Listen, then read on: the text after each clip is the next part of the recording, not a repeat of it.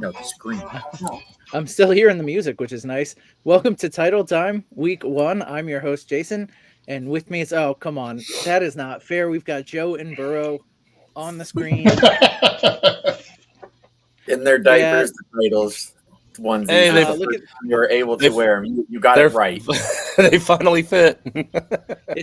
It's triplets. Is that what it is? All right. We're ready for some football now. Yes. Other than the facial hair, we've got the same hair going on there. It's great. They look just like you, Dina. Thanks. It is football time. Welcome to Week 1. As I said, I am your host, Jason, and with me is my cast and crew. We're getting rid of Justin so he can come back and be where he wants to be. So I'll go ahead and introduce Mom, one of the founders of Toilets to Titles. Justin, how you doing on this fine Week 1? Hey, I'm doing great. We had some football this week, so got to watch some high school football on Friday. A great, riveting game, and so yeah, we're primed and ready to roll for some fantasy football. Our first ever start-sit show. Well, not first ever, first of the season. First of the season, yeah. It'd be funny if we had one for preseason, but I'm gonna go with the guy. I'm gonna go with the guy who looks like he's in prison. A guy who needs to work on his lighting just a little bit. And listen, I don't say that with any sincerity because this does cover up his face. I'm kind of okay with it. George, how you doing this fine morning? So I figured I can't have this wonderful voice for radio and audio and these rugged, handsome, good looks, this awesome personality, and the sense of humor that I have. Like, it's just way too much. So I figured if I dial back on the looks a little bit, it gives everybody else a chance to flourish. Well, listen, we appreciate that for sure. Yeah, absolutely. Absolutely. And then finally, the man who had the twins and is now in his man cave, Sam's baby. Genesis, David, how you doing this morning? I feel great. Ready to go. You look great for somebody that just had twins, David. Yeah, for real. No, I lost. Actually, I gained more weight since the twins have been born. You got to cut back on the breast milk, bud. A little bit.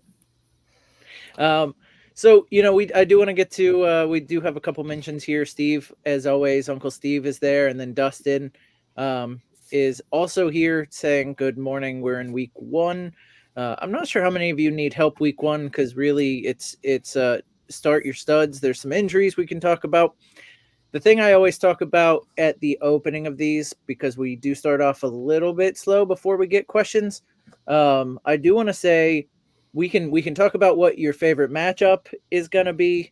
But first I want to get into what are you looking forward to most? What storyline, individual game? We got some answers on Saquon Barkley.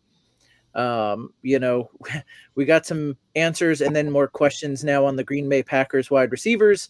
So, Justin, I'm going to start with you. What are you looking forward to in like an individual storyline that you're looking forward to most Week 1? I think for me, it's going to be the deeper wide receivers on some of these rosters. So, and when I say deeper, I mean the wide receiver 2, wide receiver 3 range. So your guys that are knocking on the door of being able to be competitive in fantasy football. So your Jamison Williams and your Demario Douglases and those guys that are maybe Brian Thomas, those guys that are kind of being drafted they were being drafted. Drafts are over. They were being drafted really late in drafts, and you're targeting them hoping that they will step up and be something as a wide receiver 2 on your roster, maybe a flexible position every single week in, week out.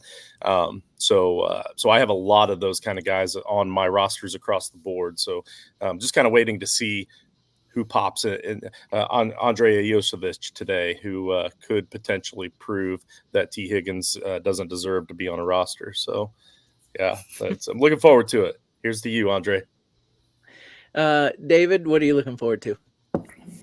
Well, firstly, I'm sad about Saquon Barkley. I mean, I obviously started him everywhere, but one of my favorite bets on him was 2.5 receptions, and with all that great stuff, he had 2 receptions. But I mean, there's so many things. It's week 1. I'm excited to see Carolina start their worst to first campaign. And I'm curious as to who the heck the Steelers are starting at quarterback. I suspect it's Fields. I think it's probably been Fields all along for this first week, and they were just playing mind games.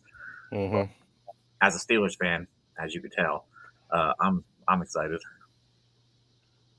Yeah, absolutely. I'm looking forward to seeing Fields fail with his second team.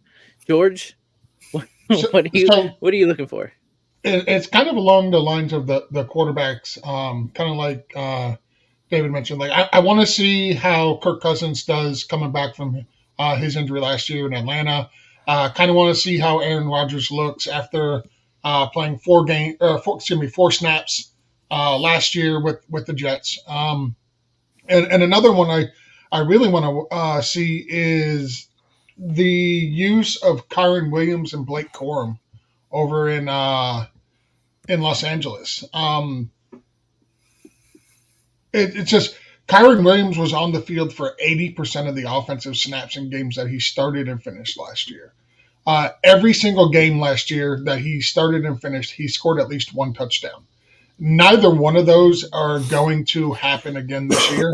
I think Blake Corum is going to eat into that workload, but I don't really know how much. So that's something I really want to see is how much the usage of that backfield is going to be, because typically the Rams deploy just one running back. Like they have a main running back and they don't really split.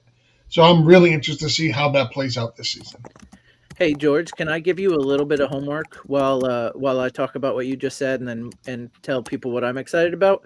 Sure. Can you look to see what Todd Gurley, if it's quick and easy to do, what Todd Gurley's usage was under McVay? I'm just halfway interested because I think 80% was always out of the cards for Kyron. They had to do that last year when they drafted Corum. I think everybody knew it was going to drop, but how much? So I'm okay with 60-65% for Kyron and still think you're going to get a decent return.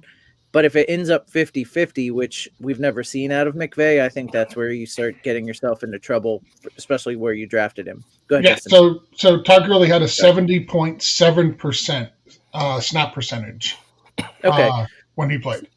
So it could come. So from what Kyron did last year, it could come down drastically, but still be a workhorse workload. So Go ahead, Justin. I saw your finger was up. Yeah, it's not going to come down drastically. He's just because he's returning punts doesn't mean anything. Cooper Kupp was the punt returner the year that he won the Triple Crown. McVay doesn't care. What that tells me, if anything, is he's telling the world, "Hey, this is my best player to put at this position to help us win this game." And if that's the case, if he really feels that strongly in him, just like he did that year with Cooper Kupp, they're going to probably use him every bit as much as they did before. And the only reason we see any kind of a cutback would be because Corum is better than he's not better than we expect. We all expect him to be good. So, but we might see a slight kickback of that. But I was just saying, don't let the whole talk of the return game fool you, because then McVay turned around and trolled everybody and said that Corum was going to do the kickoff returns. So we did get a question last night. Trolling. Yeah, we did get a question last night before we did the show. So Jeff H asks Fields over Herbert and SFB 14. I think I do this for sure, assuming we get the nod he's starting, which I think we're going to see that. Does anybody agree with me there? Yeah, I agree. Rushing upside alone. George? Yeah, I think I agree. All right, and then Cranshaw says, excited for the Bears today, especially the 3 wide receivers, Swift, and of course Caleb. Defense looking good too with Montez, Jalen, and he's predicting a win over the Titans. I do want to say there, that kind of gets into mine. I mean, I think mine's pretty chalk. Whereas I'm looking forward to the rookies, like the rookie quarterbacks for sure. You know, not just because the Buccaneers are playing Jaden Daniels, so I hope he falls on his face week 1 and then goes on to a storied career. But Caleb playing, you know, how he does with those weapons. If you can say that the Bears, unlike what they did with Fields, they gave Caleb every opportunity to succeed with the weapons they put around him, and now we'll just see if the scheme fits. So I'm pretty excited to see that as well. And it's interesting to me that we'll see Brissett and not May. I just don't see any value in that for a team that's going to be terrible this year. Why not get him some starts? But I guess maybe they don't want to make him shell-shocked.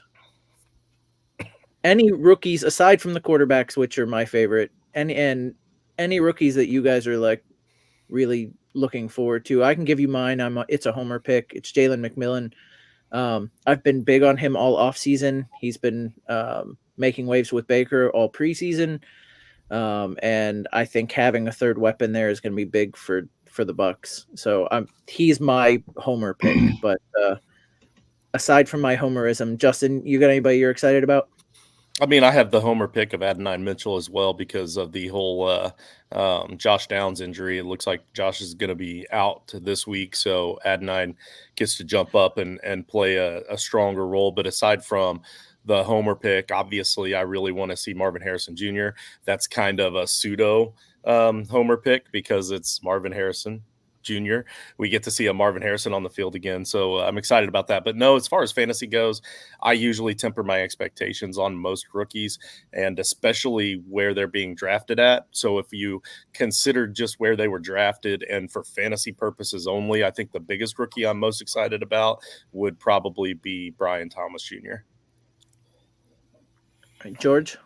The biggest rookie I'm excited to see, and I think this guy has an excellent opportunity to be rookie of the year, even over the two quarterbacks, Caleb and Jaden. If you remove them from the picture, I think he's the front runner, and that's Malik Neighbors.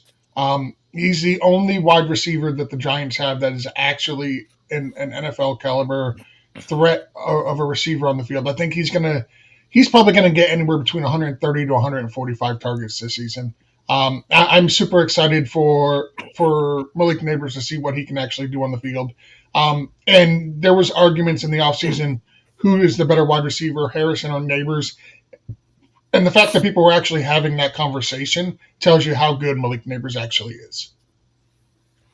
As soon as he gets a quarterback, he'll be great. Well, the best part about Neighbors compared to Harrison is the draft cost, right? Like for us, for fantasy, the difference between a borderline first, second round pick and then fourth, fifth round pick, depending on when you drafted. So, David, what do you got as far as rookies? Well, I was going to say Malik Neighbors because he's my favorite of the top three receivers there. And I can't be a homer because Roman Wilson is out for the week. So I'm interested with this was a weak running back class coming out. So I'm kind of interested to see if any of them, what the timeshare is, Braylon Allen, Ray Davis, Blake Corum, some of the ones who have shined a little bit in the preseason to see how it translates into the regular season. Yeah, for sure. Absolutely. Let's see. We've got Dustin saying, I'll be viewing Tank Dell closely this week. Houston is a scary offense. Who is the best wide receiver, though? I mean, I think, personally, I still think Nico is the best wide receiver there. But, from a draft strategy, I think they're all going to be okay. I'm interested in Diggs because, he looked washed. But from a draft strategy, I was taking a lot of Tank Dell this offseason because he was just the cheapest, and I still think he's going to get plenty. So, Justin, I saw you had your finger up, so I'll go with you next. I was just going to say, I know for sure that Tank Dell has that Dustin has at least a share of Tank Dell. He's one of our Patreon supporters, big time supporter. going through some stuff right now, so we appreciate you tuning in this morning. I know it's difficult for you sometimes, and but we had some one-on-one roster analysis, draft advice for him since he was a Patreon supporter. So don't forget, guys, patreon.com/toilets to titles. We have several different tiers to help you out with that. I know you probably had that on your show sheet, Jason, but since Dustin was in and we're all backing him up and supporting him in his recovery, I wanted to take that opportunity to thank him for tuning in. Very good. Thank you, Justin. I appreciate you plugging away as usual. That's why you're the good boss. Well, since George went away from video, I'm going to go to David next. What do you think about that wide receiver trio? Yeah, I like Tank Dell more than all of them. My biggest worry is everywhere Stephon Diggs goes, he's kind of a locker room cancer to me. I mean, he's just drama. I mean, it won't be year one, and they only have him signed to 1 year, so I think they'll be fine this year. But Tank Dell is my favorite. He was my favorite last year. And if he didn't get injured, I think he would have, been a top 20, I'll say, wide receiver. Listen, I need Nico to be a thing this year because I got a cheap football that's autographed by him that I can give away as a good prize for our charity. So I need him to stay being a thing because we didn't do that league this year. So I need it to stay valuable for next year. So selfishly, Nico has to be a thing. George, what do you think? Aside from that selfish reason I have. Yeah, I've been a big Tank Dell guy. I loved what he was able to do at the Senior Bowl when we got down there to watch him. Nico Collins, though, last year, I said it almost every week. Nico Collins doesn't realize he's Nico Collins, so you start Nico Collins till he realizes he is Nico Collins, and you started him every week. I still think they paid him in the offseason, especially this week going up against, unfortunately, it's going to be Justin's Colts. The Nico Collins torched them last year. He had a game of 146 and a touchdown and 195 and a touchdown. I'm not saying we're going to get that again from Nico Collins this week, but I think of the three, if I had to pick one of those wide receivers, aside from your selfish reasons, I would go with Nico Collins. Cool. Jerry's got a question here. First, he says, "Hey all," or "Hi all," being accurate there. Jerry, happy week 1 to you, buddy. And we've got a question, draft night out question. Starting QB, Fields versus the Falcons, Caleb Williams versus Tennessee. I'm going to let David field that question first since it's a Steelers question. It's a hard one for me because I have a lot of shares of Caleb, and I mostly avoided the whole Fields Wilson drama, even as a homer. In best ball, I took them both, but otherwise I avoided them. But Fields, I just feel like he has a little bit more experience in the league. Caleb Williams versus Tennessee. Is that experience still considered experience? I have to ask for a friend. Yes, it's still considered experience. And Fields he was a great fantasy quarterback, not last year, but the year before. People were still drafting him high, even though nobody expected him to succeed. And it's for that rushing value. If Caleb Williams comes out and is as mature as everybody says, fantastic. And I'm starting every share that I have of him because he was the guy I picked up to start. But that's a toss up for me. I think if he's mature enough, he'll be fine. But rookie jitters first week, Tennessee's not an easy defense to go against. George, what do you got? I agree.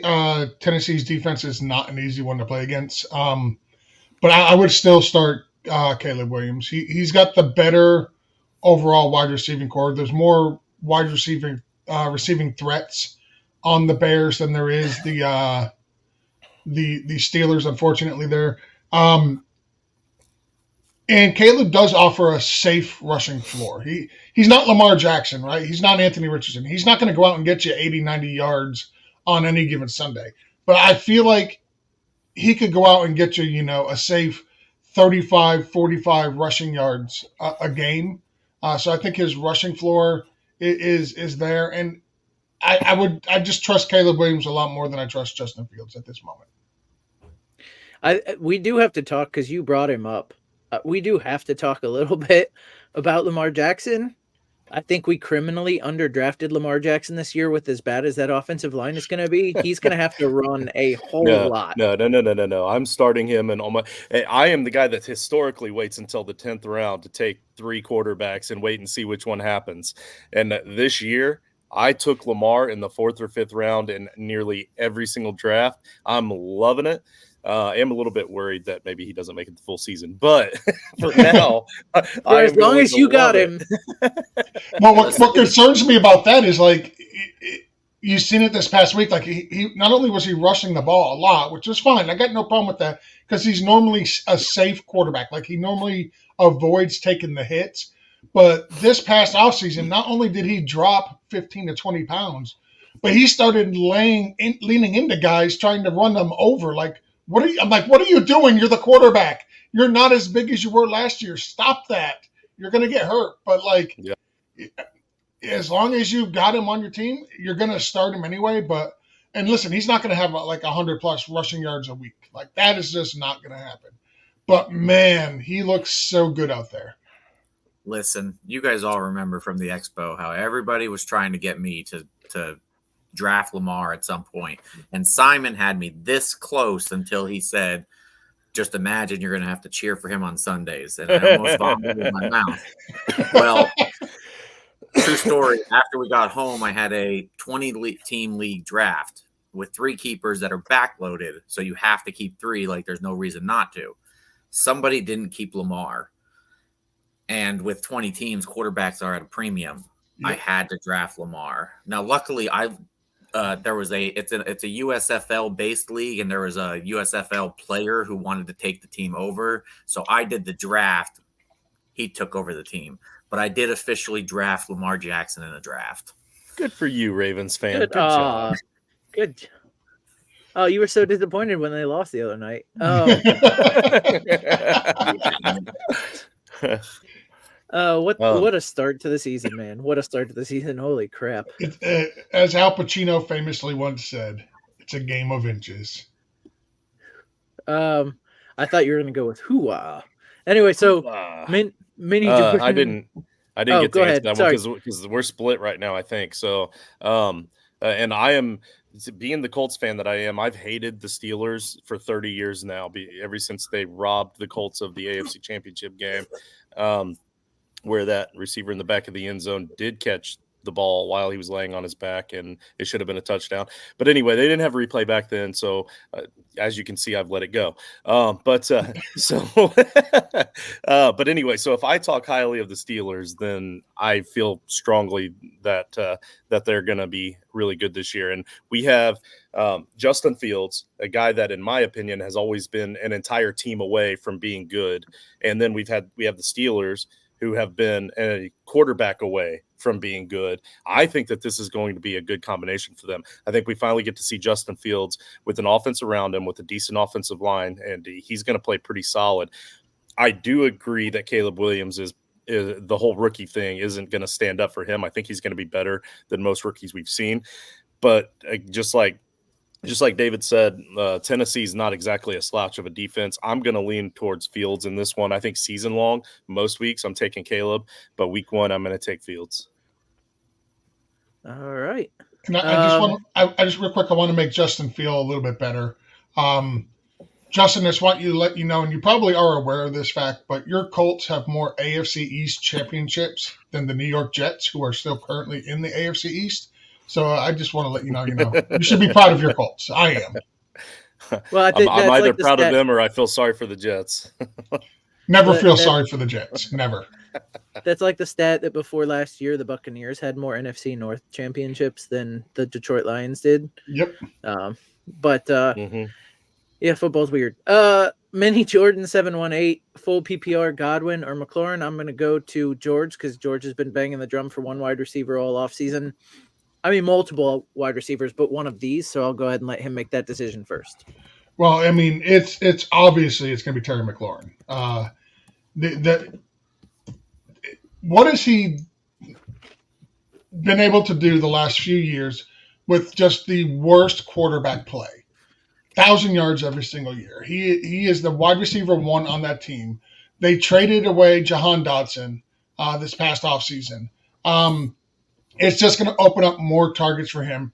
And give me 1 second. Let me pull up my notes here for McLaurin. He's going to be going up against Zion McCallum. Does anybody on this panel know who Zion McCallum is? I do. Who is he, Jason? Yeah. He's the number one. Actually, he's the number 2 corner because they still have. Is it Carlton Davis? They still anyway. He's the cornerback that they fell in love with, which let them let one of their top 2 high-paid cornerbacks go. Yes, the Buccaneers fan. The Buccaneers fan knows who that dude is. Yeah. Oh no, I for sure do. But here's the thing. There's a reason why they traded a corner to Detroit, and it's because they like Zion McCallum so much, and it's not like they're not going to shade one of the safeties over to him because he's the only weapon that Washington has. So I agree, listen, I'm not McCollum picking was PFF's 191st ranked cornerback last season. Out of 191, he was the 191 ranked cornerback by PFF last season. So yes, Washington can absolutely like him, but that doesn't mean that he's a very good cornerback at all. Also, McLaurin last year accounted for 20% of all targets to wide receivers for Washington. And that is with Jahan Dotson and Carter Samuel being on the team. Those guys are no longer there. Those two combined accounted for 35% of the targets. So should be more targets to Terry McLaurin. And on top of that, they're playing the Buccaneers, who Jason can attest to. The Buccaneers secondary is absolutely atrocious. I think they'll be better this year with improved safety play. I mean, you're going from atrocious to really, really, really, really bad. We'll see. Listen, I'm not picking here because I'm going to let these 3 pick. What I will say is you started it with McLaurin got 1,000 yards last year. Godwin's got 1,000 yards 4 out of the last 5 seasons. So, I mean, and one of them was injury shortened due to. Yeah, but look at the quarterbacks he's had. He's had much better quarterback play than Terry McLaurin. Let's not try to compare who the quarterbacks were for the Bucs and the Commanders there, Jason. That's not fair. I'm going to go with David next. Yeah, I'm going to go Godwin for a few reasons. One is the quarterback here. I think Jaden Daniels is going to be fine. I'm excited for him for the season. But again, first official game, they're going to throw everything at him to confuse him, different looks. And they moved Godwin back to the slot where he completely dominated as, the top guy there. So I like Godwin today. And then Justin. Man, this is a close one. This is kind of an ugly one, to be honest with you. But I think I'm going to kind of lean towards Godwin as well, just because I want to wait and see what we have in that offense in Washington with Jaden Daniels.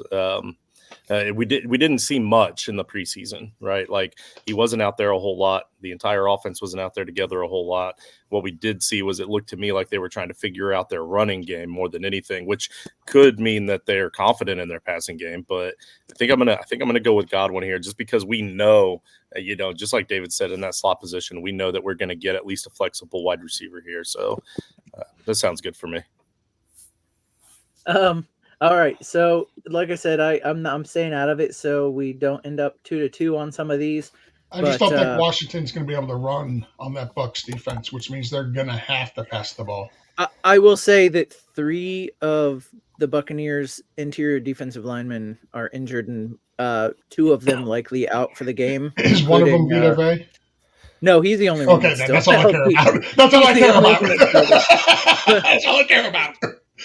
All right. So, is Fields definitely a starter? If so, is he better than Herbert or Dak this week? I have 3 in a 2 QB league. I don't think that we know 100% that Fields is starting yet, right, David? I mean, they've alluded to it. We don't know. I mean, we will know by game time. Yeah, we'll know by 11:30.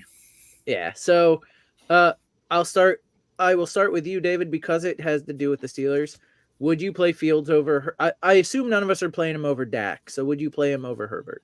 I would play him over Herbert. Obviously not, possibly not later in the season. Nobody knows what Harbaugh is going to do with with that offense yet. It's going to be more run heavy than it was last year for sure. And they lost all their receivers. It's kind of a lot like Josh Allen minus the rushing upside.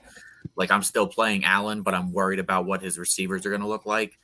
I'm even more worried for Herbert's receivers. So I'd go with Fields over Herbert. I wouldn't play him over Dak.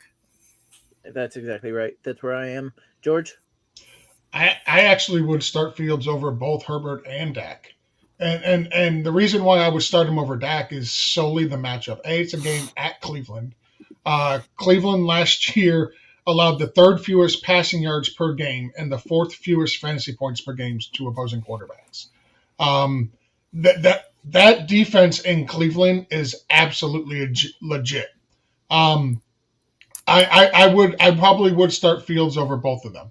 You don't have to like it, but it's absolutely true. No, I was not liking the Browns defense, so that's all. That's what I'm saying. You don't have to like it. That defense is absolutely legit. I probably would start Fields over both of them. Yes. Well, so that's at least 2 for Fields and Dak. Justin, you agree? Yeah, so for me, it's Dak is here, and then it's barely Fields here, and then it's barely the Herbert here. So like it's all really close for me. It's a good question, but I would still go Fields and Dak. Okay, cool. All right, so we got that one answered. Justin Jenkins is saying good morning and happy week 1. I know he DM'd you a question, so Justin, why don't you ask it? Yeah, Justin's actually a friend of mine from high school, so he tends to DM the questions to me throughout the week, and then sometimes I make him wait until the show to ask them. So here it is. And this was a comment actually that he brought up after the Jordan Love injury, and since he's a buddy and he DM'd me, I'm going to have to ad-lib some of this, but it says, well, Shucky Derns, nothing like your QB1 going down week 1. My whole season has gone to flubbernuckers already. And then he says, if it's serious injury, I'm kind of stuck. But the QBs on the wire are Danny Dimes, Minshew, Jacoby. So now this is more of a, and then also he's got the whole Malik Wilson experiment back there too. So this is more of a what does he do now situation. So what I would like to advise to him here, and then you guys can correct me if I'm wrong, but Jordan Love was being drafted as like the QB 6 to 8 in almost every fantasy league this year. If you stream quarterbacks all season long, you tend to typically, or at least I do anyway, you tend to typically get between QB 8 to QB 10 numbers every single year, week in and week out most weeks.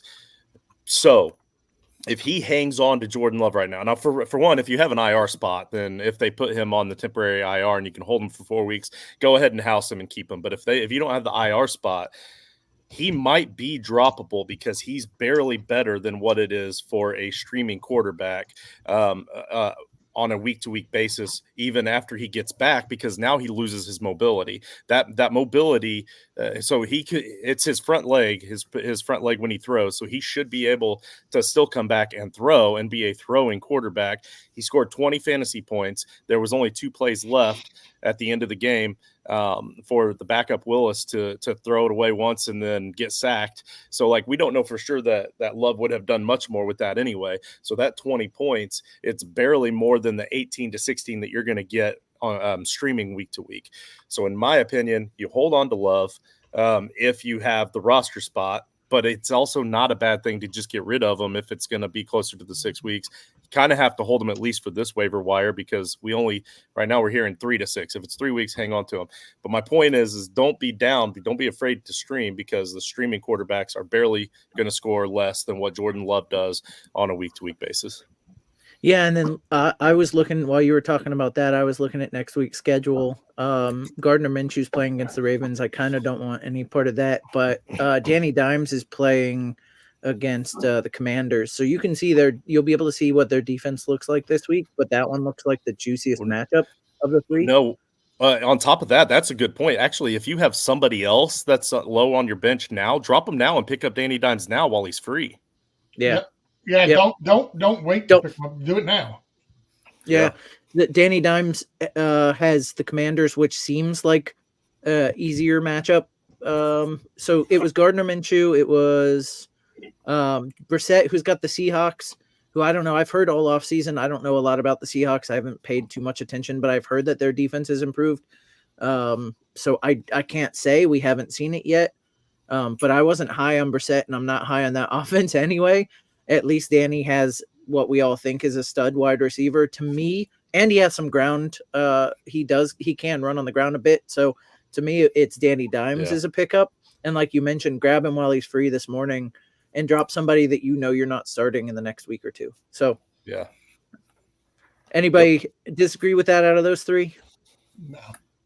Okay.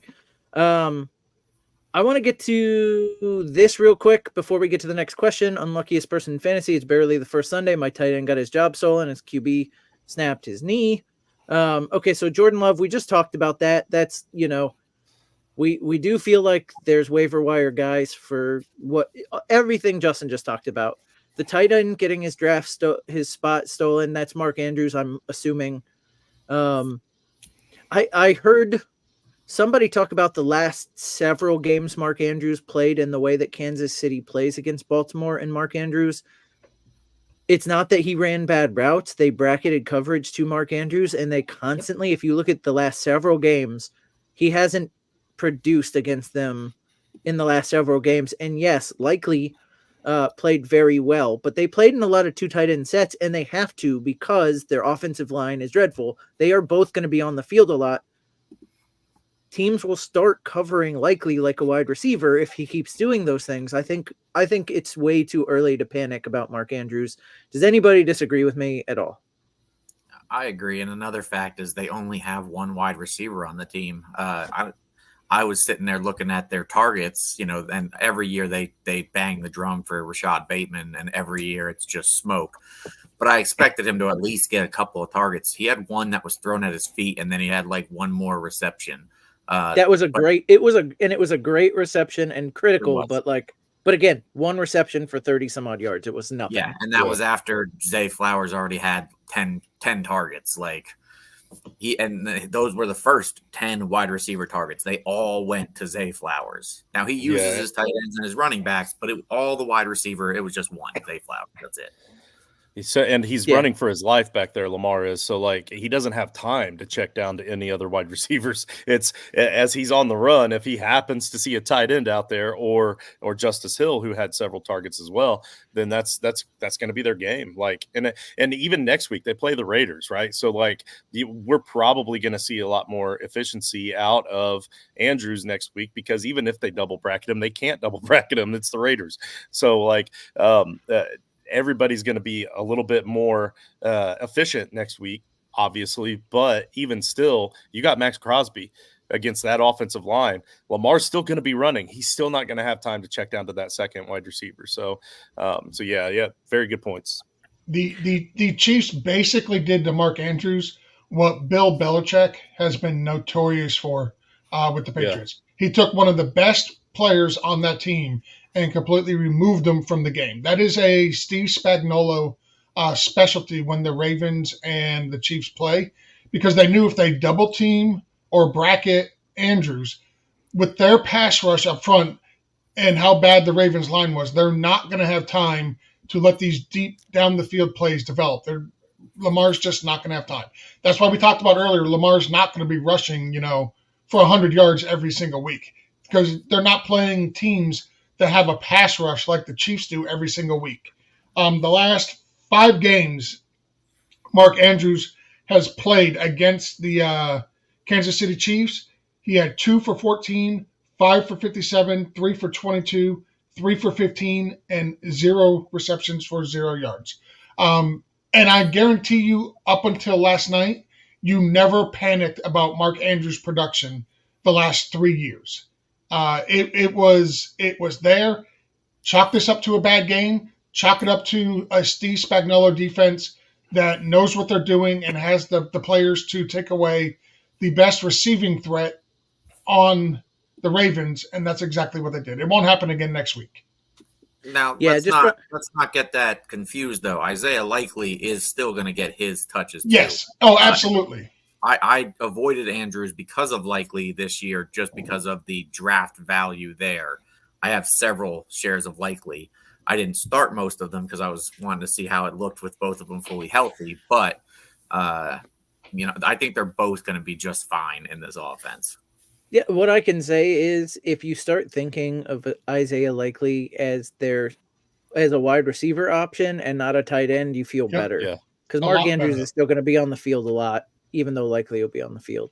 All right. Right. We'll get back to the actual start sit questions. I just wanted to talk Team music off the ledge there with his quarterback and his tight end conundrums. Couple questions. Zamir or Chase Brown in a flex PPR? George. Oh, this is easy for me. Give me Zamir White. We absolutely know he is the starting running back for the Raiders. We don't know if it's Chase Brown. We don't know if it's what's his name, Zach Moss. Like, we don't actually know who the starter is for the Bengals, but we know Zamir White is the starter for the Ravens. Last year, Zamir White, when he played the Raiders, he had 85 total yards in the first game that he was the full-time starter. The Chargers in 2023, any running back that got 17 or more touches averaged 70 yards and half a touchdown. The Chargers allowed the second most receptions and second most receiving yards to running backs in 2023. They basically brought back the same defense they had last year. And every game Zamir White started last year, he had 17 or more touches. So he's a full-time workhorse back that is not really given the credit that he is a workhorse back. I would easily go with Zamir White here. Well, I said it a lot last year, but I'm an awful lot like the Jurassic Park thing. If you make sudden movements, I go to you. Justin made the biggest sudden movement I've ever seen after George made his comment. So I'm gonna go to Justin. Yeah, because he said this one is super easy for me, and then I'm like, yeah, of course it's easy. It's Brown, and then he was like, Zamir White, and it just shocked me. I was like, how is it easy if it's Zamir White? Because yes, last year Zamir White, those last 3 games of the season where it was against the Chargers, and then it was also against a really banged up Colts defense, and then it was also on Christmas Day against the Chiefs that didn't care about their seeding anymore. Yeah, sure, Zamir White has had 3 good games last year. He's also had 3 good games his entire career. So yeah, it's what we know, right? And we know that Zamir White is not that good, and we know that, and well, maybe you guys don't know this yet, but Labe, that rookie running back that has all those crazy dance moves in training camp, is going to step up in a big way, even in week 1. And he's going to be taking on a much larger role here. And so for me, yeah, it's easy. It's Chase Brown. And then on the other, are we doing the second question yet? Not yet. We haven't done that yet. But I do want to stop in a minute because you one of the things that you said, again, I'm going to stay out of it. So it's just 3 of us. And then I'm going to be bringing in Mark, who's backstage in a minute after we get to David on this question. The one thing I do want to bring up is that you said, oh, well, he had easy games last year because they were playing the Chargers. Who are they playing? They're playing this week. Yeah, I mean, that's fair. That's fair, but the Chargers aren't already mathematically eliminated yet. That'll be in a few weeks. Actually, they are. And also, if you look at the Cincinnati Bengals depth chart, they don't even have Chase Brown listed as the starter. He's not the starter. Listen, and he's still going to outscore Zamir. Listen, I said we do a toilet bet on that. I'm willing to put that as a toilet bowl bet. You got it. I'll type it in right now. Last year we would have had a sponsor who would have bet this for $5, but we won't talk about that. David, go ahead. First off, you guys stole all my thunder there. I have been harping, and I actually just did a card break yesterday and pulled a 1-of-1 of the future RB1 for the Raiders, Dylan Laube. I've been on him since the combine and before. I hope he learns to pass block because, listen, I got to watch him at the Senior Bowl. He's a great pass catching running back. That man cannot pass block to save his life. And in the NFL, if you're a third down back who cannot pass block, you're not getting on the field. And listen, I love Dylan Laube, but I'm going to throw this in. He can't pass block to save Minshew's life. Go ahead, No, you David. can't save anybody's life. All right, so my thing here is I'm going Zamir just because, again, Chase Brown is in a split with Zach Moss. I like Chase Brown more than the Zamir, and to the fact of the Chargers, they didn't have Harbaugh last year. That defense is going to be much improved. I don't expect Zamir to completely run all over them like he did last year. But today, until we see the Chase Brown, Zach Moss mix, and I like Chase Brown way more than Zach Moss, I'm going to go with Zamir here. Also, I'd just like to say that Dina is the best wife. She's texting me and said, "Hey, do you guys have enough questions, or you need me to post some to keep it lively over there?" I think we're actually pretty good now. It always starts a little bit late. People wake up, we get the West Coast coming online, but we got 29 people viewing plus whoever else I can't tell. So we've got questions rolling in now, which is great. I do want to bring in a man who needs no introduction, but I'll go ahead and introduce him anyway. Speaking of coming in late. You know him, you love him. You want to sit down and have some chicken nuggets with him. It's Mark. What's up, boys? How we doing? Happy week one, Mark. Yes, it's Pretty here. sure it was chicken tenders. Nuggets, tenders, it doesn't matter. As long as there's chicken with breading that's fried, he's good. It's very true. Very true. I do want to jump in on this question because I feel like I am one of the highest on Chase Brown, but I'm still going Zamir this week. I just until Chase gets out there and blows a couple 40-yard runs and Zach Moss hits the bench for the rest of the season. Just this first week, we'll give Zamir. I don't know if you can claim that, Mark. You were in our DNO draft. I was just gonna say there is only one person that can claim is hot as at least as high on Chase Brown as me, and that's Dina. Because I was just trying to find it. She drafted him in the fourth, 410 overall. So yeah, you could have stopped at blows. Just throwing that out there. Anyway. Cranish. Hey, Jason, we got breaking news. Go ahead. Dalvin Cook will not play today. That's all I got. It's critical. That's critical. Did we answer the other part of his question? No, we're doing that now. We're going to do that now. It's Kamara versus Chris. I'm assuming Christian Kirk in the flex PPR. We're going to start with Mark since he's new to the show. I like Kamara. I like Kamara a lot more than Kirk this week. The other question is, did I scare Justin away? Like I come on and Justin just leaves? He had a sudden urge. He wanted some chicken tendies. I'm sure he had to go to the bathroom. There he is.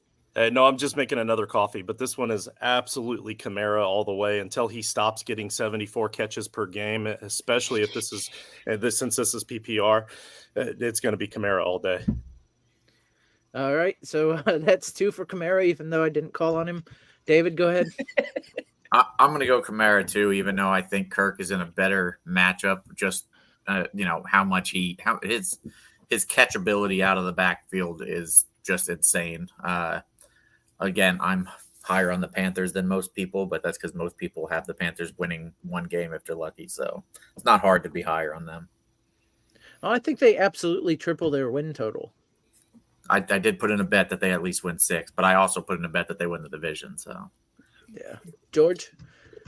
Yeah, so I'm assuming that this is Christian Kirk, and that's exactly where I'm going. The Miami and the Jaguars game is the second highest scoring game according to Vegas bettors. So you're expecting a very high scoring game. The Miami Dolphins are rolling out Kader Kohu in the slot. Kader Kohu is not a very good slot cornerback. Jalen Ramsey might be missing this game. If not, he's going to be on a limited snap count with his breaking news for you. It's being reported right now that Tyreek Hill on the way to the stadium is in handcuffs. There's a video and everything on the side of the road. What? Yeah, sleep. No way. Now it could be fake news, but yeah, I just if it's coming from Sleeper, we better double check. It was Holy on Sleeper is where I got it from. Yeah, Sleeper sucks. Unverified reports say that Yeah. Dolphins wide receiver Tyreek Hill was arrested this morning on the way to the Dolphins opening game. Wow. But Does it that's say not what- from anybody. So Dolphins wide receiver was detained by police today entering the stadium for a driving violation. Per his agent, Drew Rosenhaus, but Rosenhaus said he will play today. So it doesn't Yeah, matter. if it was just a driving violation. But why Scotty the Scheffler handcuffs? all over handcuffs? again, huh? Listen, the I think handcuffs? the handcuffs might be a little bit of an embellishment. But it It doesn't was- matter. And as far as this particular question goes, yeah, I'm going with Christian Kirk. It's the highest, second highest scoring game on the slate, other than the Lions and the Rams. The Dolphins were the highest scoring team in the NFL last year. Jaguars are going to have to throw the ball to keep up. I completely expect this game to be just a fantasy bonanza with all the skill position players. And I want to roll out Christian Kirk against Kader Kohu every single time. So I will say that this is the first time this season somebody's pulled a Jason where multiple people have picked one way and then the last person picks the other way. That way, if the team is right, you get the right answer, and then if George is right, he gets to say he was right. So that is called the Jason, and we're gonna move on to the next question. I'm just gonna say the handcuffs are not an exaggeration. I'm watching the video right now. He's in a wife beater and jeans, or maybe those are sweats, but yeah, he was on his knees down behind the cops. Yep. Listen, he's so fast. They were like, we ain't going to catch him if he starts running. We got to get him down. He's got to be contained. Better cuff those ankles then. So it's Yeah, Calais they're Campbell and Tyreek Hill. Wow. What do you guys got going on? Is this a game in Jacksonville? What are they doing? No, it's in Miami. Maybe they had like an attitude about it because they were trying to get to the game, and then the cops are just going to be cops. Yeah. Like I said, it's got Scotty Scheffler written all over it again. Wow. Man, he's gonna play pissed off. Crenshaw says, "Love the Bears, but scared to start DJ Morgan. Sneed, do you go with DJ or Pittman in PPR? Since George went last time, and he's shook from the Tyreek Hill news. I'm gonna let George go first. I'm absolutely not shook. But I think I would go with Pittman here. Like, I don't like the matchup for DJ Moore versus Ladarius Sneed. Ladarius Sneed is one of the best cover corners in the NFL. He's going to travel with DJ Moore the entire game. The thing I love about Michael Pittman is he only had 2 games all of last season where he scored under 10 fantasy points in PPR. His floor is absolutely super safe. I'm not sure if I would get 10 points with DJ Moore being covered by Ladarius Sneed. I would absolutely go with Pittman here. George, I'm going to give you a little bit. I'm good at giving you homework. I give you a little bit more here. Were those 2 games where he got under 10 points with Anthony Richardson? And then I'm going to go over to Justin and ask him, are you going DJ Moore or Sneed?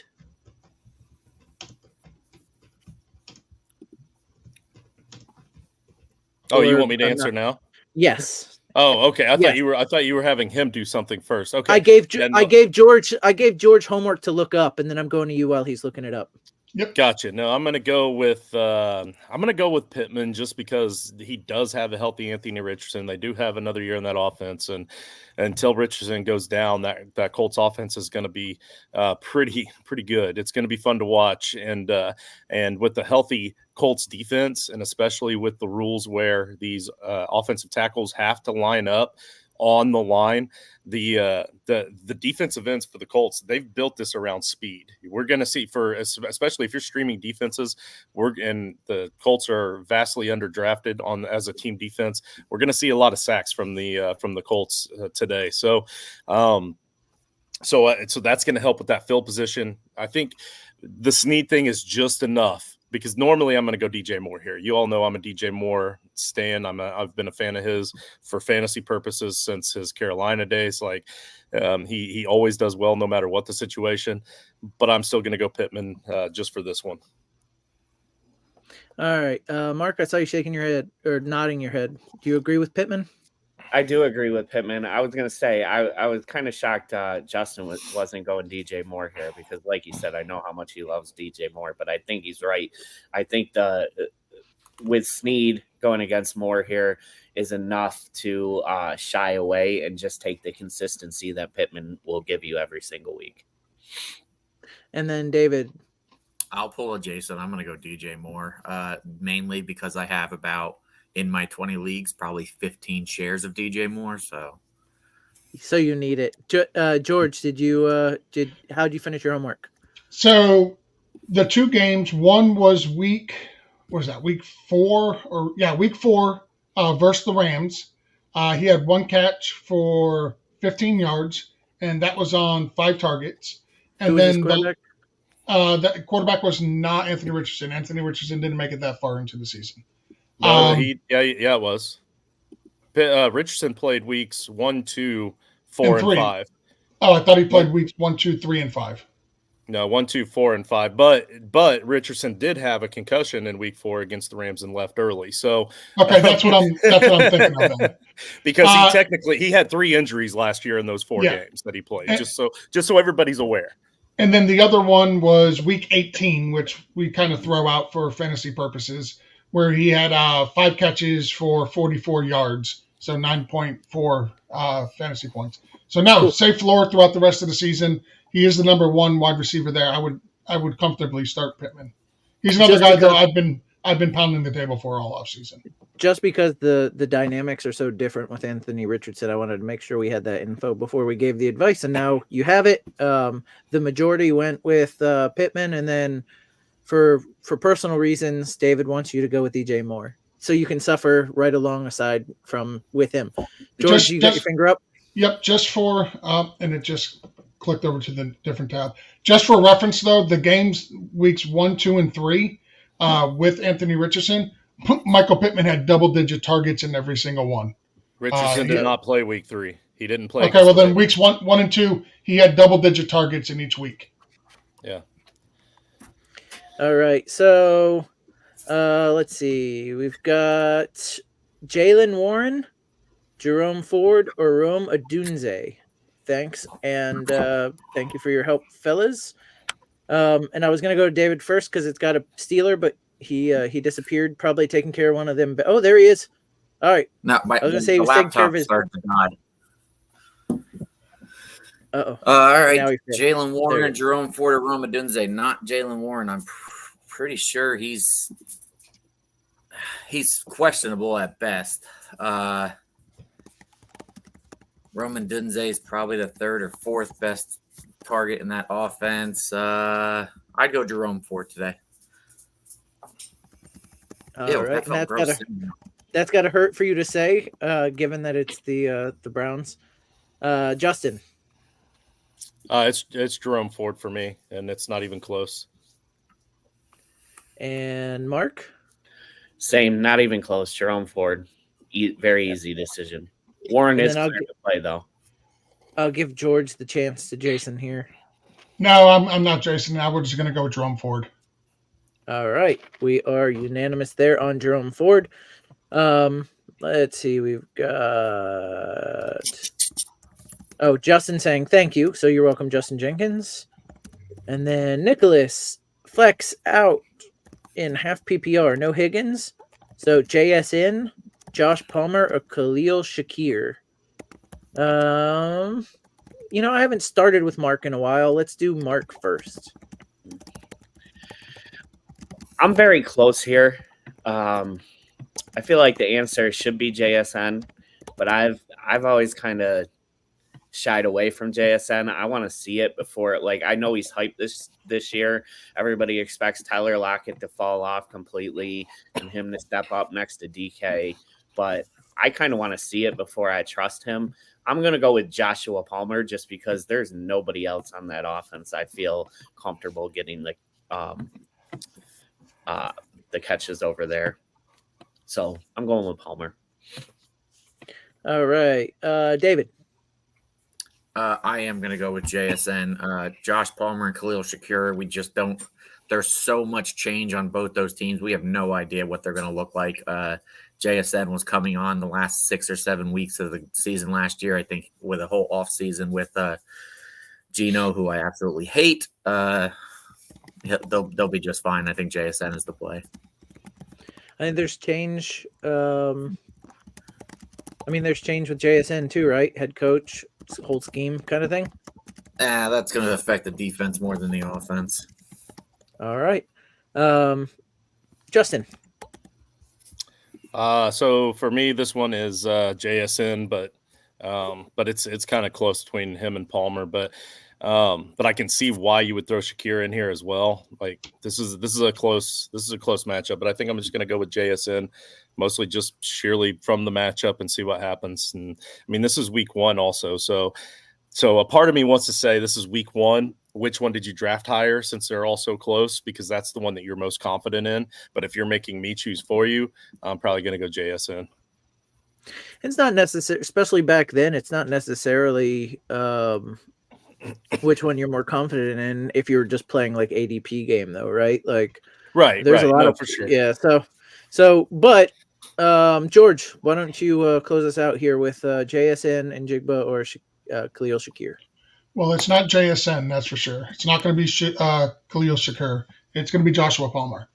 In the 2 games last season against the Raiders, Palmer had 191 yards and a touchdown. He's the only returning veteran wide receiver on that team. He's going to be their wide receiver 1. I like Ladd McConkey long term, but first game as a rookie coming out, I'm not going to trust him. Quentin Johnson, former first-round pick, very disappointing last year, so there's to be determined with him. But for all the hate that Herbert gets and that he's been receiving this offseason, like, they're still going to throw the ball. I understand that, Harbaugh wants to run the ball. They're running Greg Roman notoriously for running the ball. But you also look at, like, Harbaugh's never had a quarterback like Justin Herbert. Greg Roman did not have a quarterback with the skill set of a Justin Herbert. Justin Herbert's still going to throw the ball. And when he does, Joshua Palmer is going to be the guy he looks for the most. He's the guy that's remaining on that team that he's most comfortable with. I like JSN, but there's still 2 mouths to feed in front of him.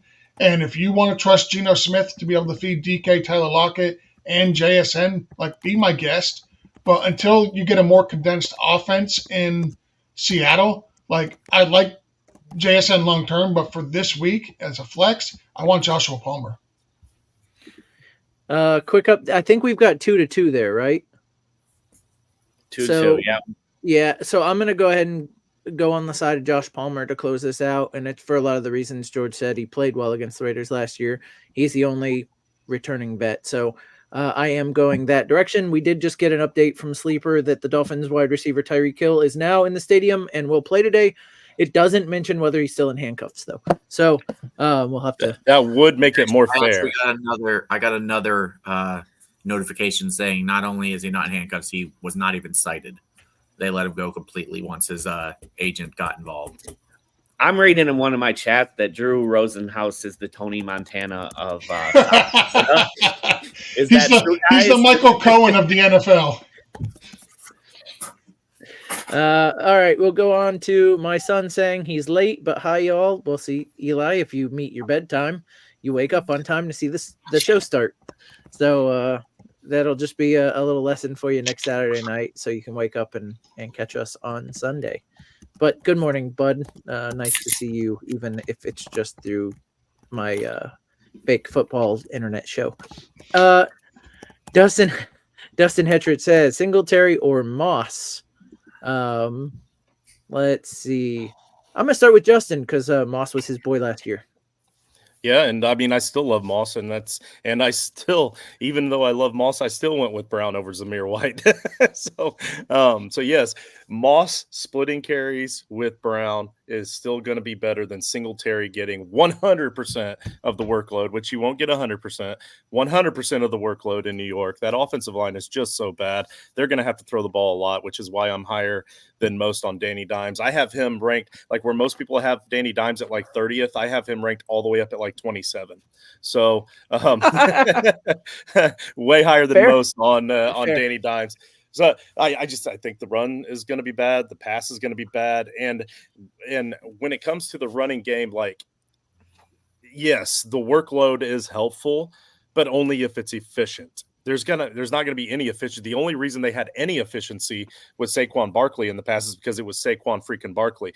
This is Devin freaking Singletary. All right. He's not going to be nearly as efficient, and he's not going to get the touchdowns that Barkley created. He's not the receiver out of the backfield that Barkley was.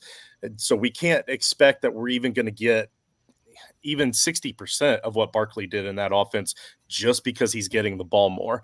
And also, there's no guarantee that he's going to continue to get the ball more. They've got some good. They got that good rookie. I can't think of his name right now, and I don't have the roster pulled up because I'm answering Frank questions on the side as well, trying to get them to put those questions into the the comments here. But yeah, no, I'm going Moss. All right, David. The rookie you were thinking of is Tyrone Tracy. Yes. And I am going the opposite of you. First off, I'd like to say this is amusing that this is two former Buffalo Bills teammates. I think Moss did good last year because he had a great offensive line in Indianapolis. I think you could have stuck just about any league average running back there, and they would have been just fine. I don't know if you mentioned the Giants offensive line. I don't know if you've seen the Bengals offensive line, but it's been one of the worst since Joe Burrow's been there. He'll tell you all about it. I'm going to go with Singletary not splitting the carries over Moss splitting the carries. Yeah, but if they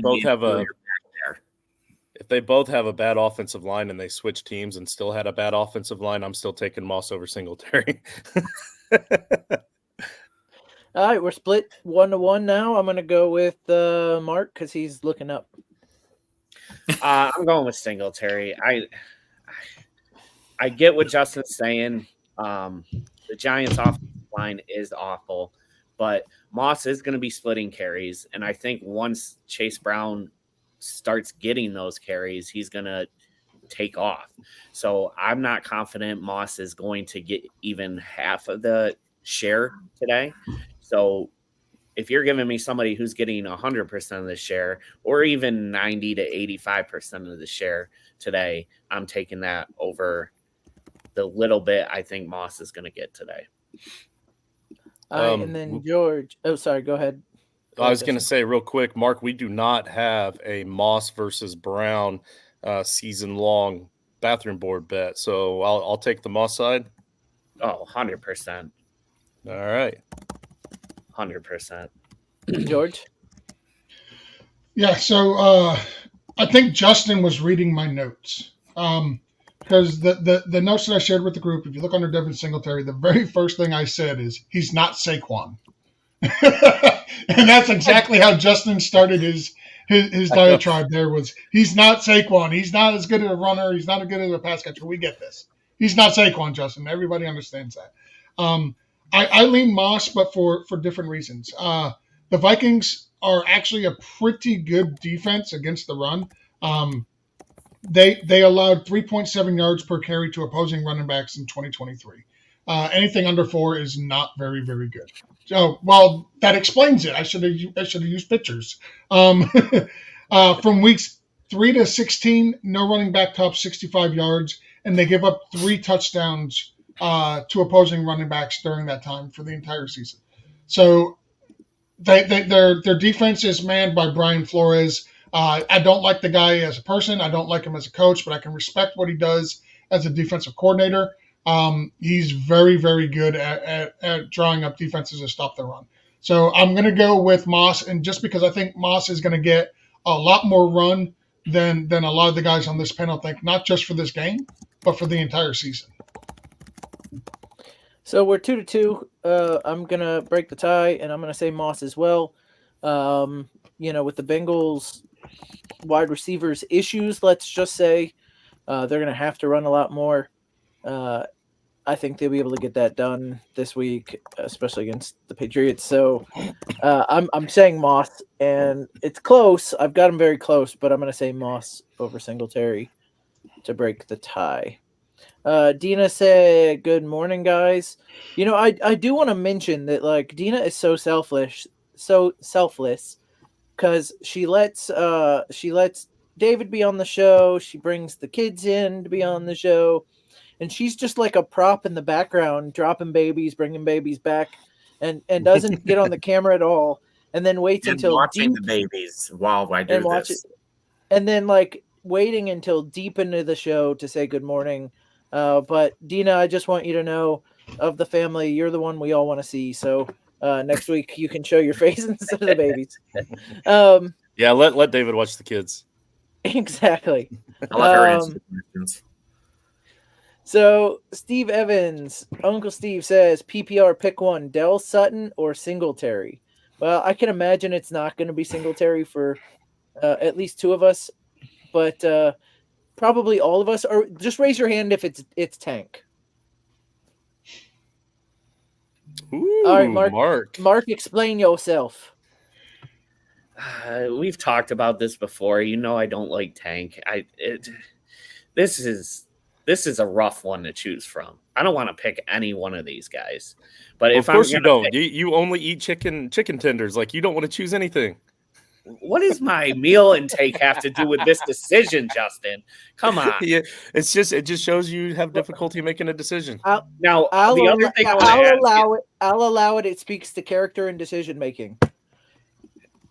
did David freeze, or is he really about to just wind up and smack somebody right now? It's a little bit of both. But no, if I have to choose one of these three, give me Sutton. He's still the number one guy on that team, as bad as that is. So maybe he'll get more than the 2 or 3 catches Dell might get today. I mean, as explosive as Tank Dell is, 2 or 3, I think, is possibly enough. Just ask Xavier Worthy. I know he's not as fast as Xavier Worthy. Don't think I'm comparing them, but just like 2 or 3 can be enough if they're the right 2 or 3. But the majority of us picked Tank Dell, and then we had one for Sutton. So it is Uncle Steve. It is going to be Tank Dell for us. Will Hayes says, if Chase doesn't play, who do I start in my flex? So let's also caveat this with, if Chase plays, would you start him over these guys? So it is Austin Eckler, Chase Brown, Tyler Lockett, DeAndre Hopkins, and Rico Dowdle. And we did find out that Cook is not playing, so you can take that away from any worry you have about Rico Dowdle. I'm gonna go ahead and go with George because he laughed at my joke. Laughed at the joke that I set you up for.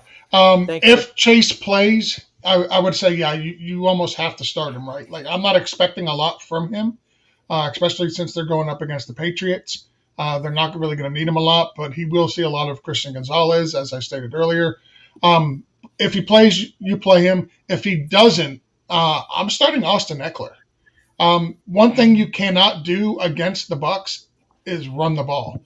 But that's not Austin Eckler's specialty. His specialty is pass catching, and that's something, Jason, you can attest to. Pass catching running backs can beat that Bucs defense. So of all of these guys, I'm going Austin Eckler here. Okay. Justin. So I'm going with Chase Brown with or without Jamar Chase in the game. Either way, I'm going Chase Brown, and for all the reasons that we spoke of earlier. If I had to choose somebody else, if I'm not 100% confident in Chase Brown, or if I wanted to wait and see for a week to see how the Moss and Brown split was going to work, I'm going DeAndre Hopkins, and that's just because the Tennessee Titans are going to throw the ball 70 times a game without blinking an eye. They're going to throw the ball nearly every down, nearly every week. They don't care about running the football anymore. It's going to be a very pass-heavy offense. If they're not the top pass rushing the top passing team as far as attempts go in the league, I will be shocked this year. And because of that, it doesn't matter where Mayo Man throws the ball. It's eventually going to have to get into Hopkins' hands. So, matter of fact, I just talked myself into it. Let's go with DeAndre Hopkins. Well, I'm glad we sat here while you worked that out. David? Sorry, when the question came up, I was on something else, so I was a little distracted. It's Chase if he plays for me, hands down. If he doesn't, I was also leaning DeAndre Hopkins. All right, that's 2 for Hopkins if Chase doesn't play. 1 for Hopkins even if he does play. Mark, go ahead. First of all, I just want to point out this guy's avatar picture is phenomenal. Love it. But yeah, with your The only thing that can make that avatar better is if he was holding a chicken tender. Oh, Jesus Christ.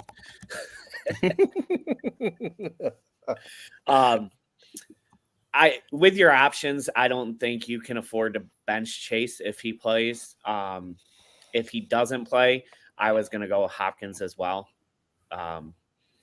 He had a couple huge games with Levis, and he's apparently fully healthy. So, yeah, I would go Hopkins. The one question I do want to pose to you guys, though, if Chase doesn't play, Higgins is already out. Are the Bengals still safe as a survivor pick? I hope so. Yes. That's who we're going with, regardless. And I have one high stakes group that I'm in. That's a $500 entry, and we are going with the Bengals still. So Infraction. That's where I'm leaning. I started second guessing myself when the possibility of Chase not playing came into play, but I don't see another game I would be fully confident like this one.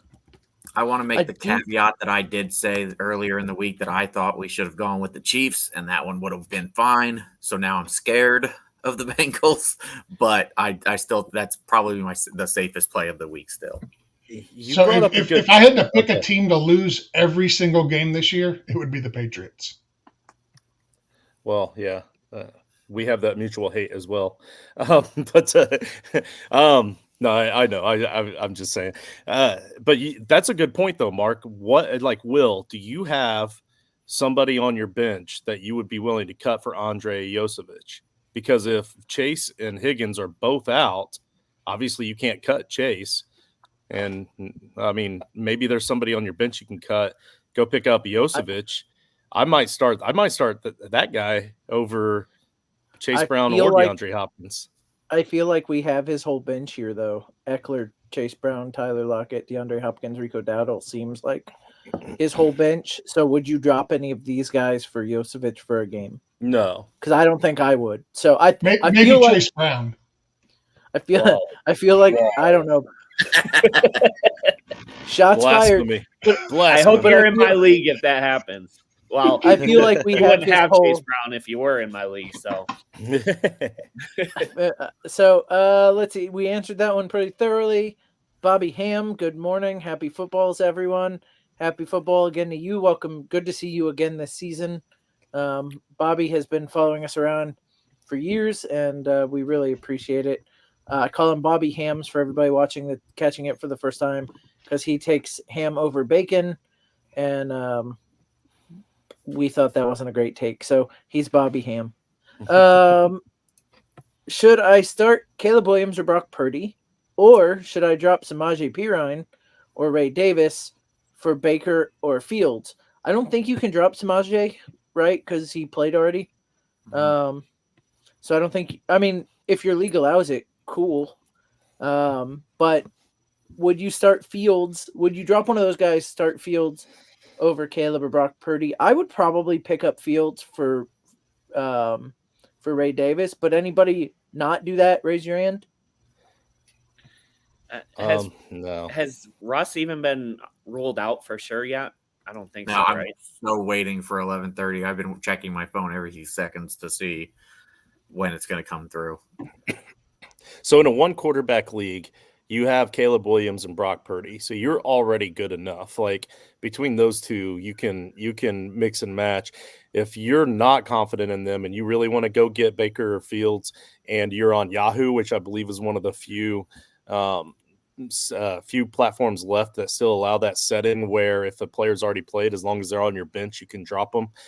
That would be Samaje Perine. If you wanted to drop them because you saw what you are not going to be able to get out of him this year in that KC backfield, then fine. He's going to be a throwaway player anyway. Then go ahead and get Fields or maybe Baker, but I'd say Fields.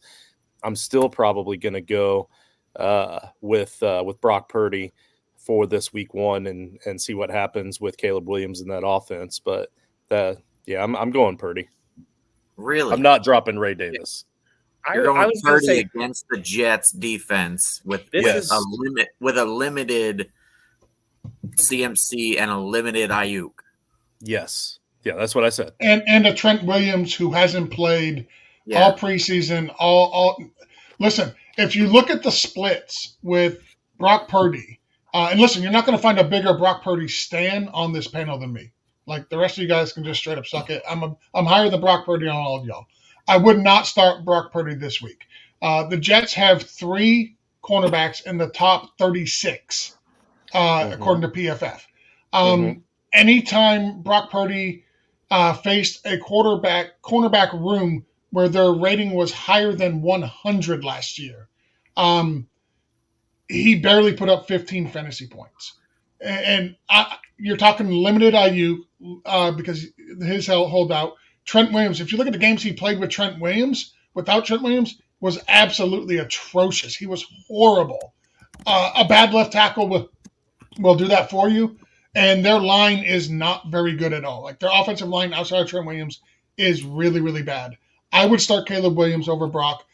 For this week, if I could, I would probably drop Brock Purdy and start Baker.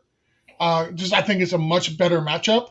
And I don't see much of a difference on the season long between Baker and Brock Purdy, to be honest.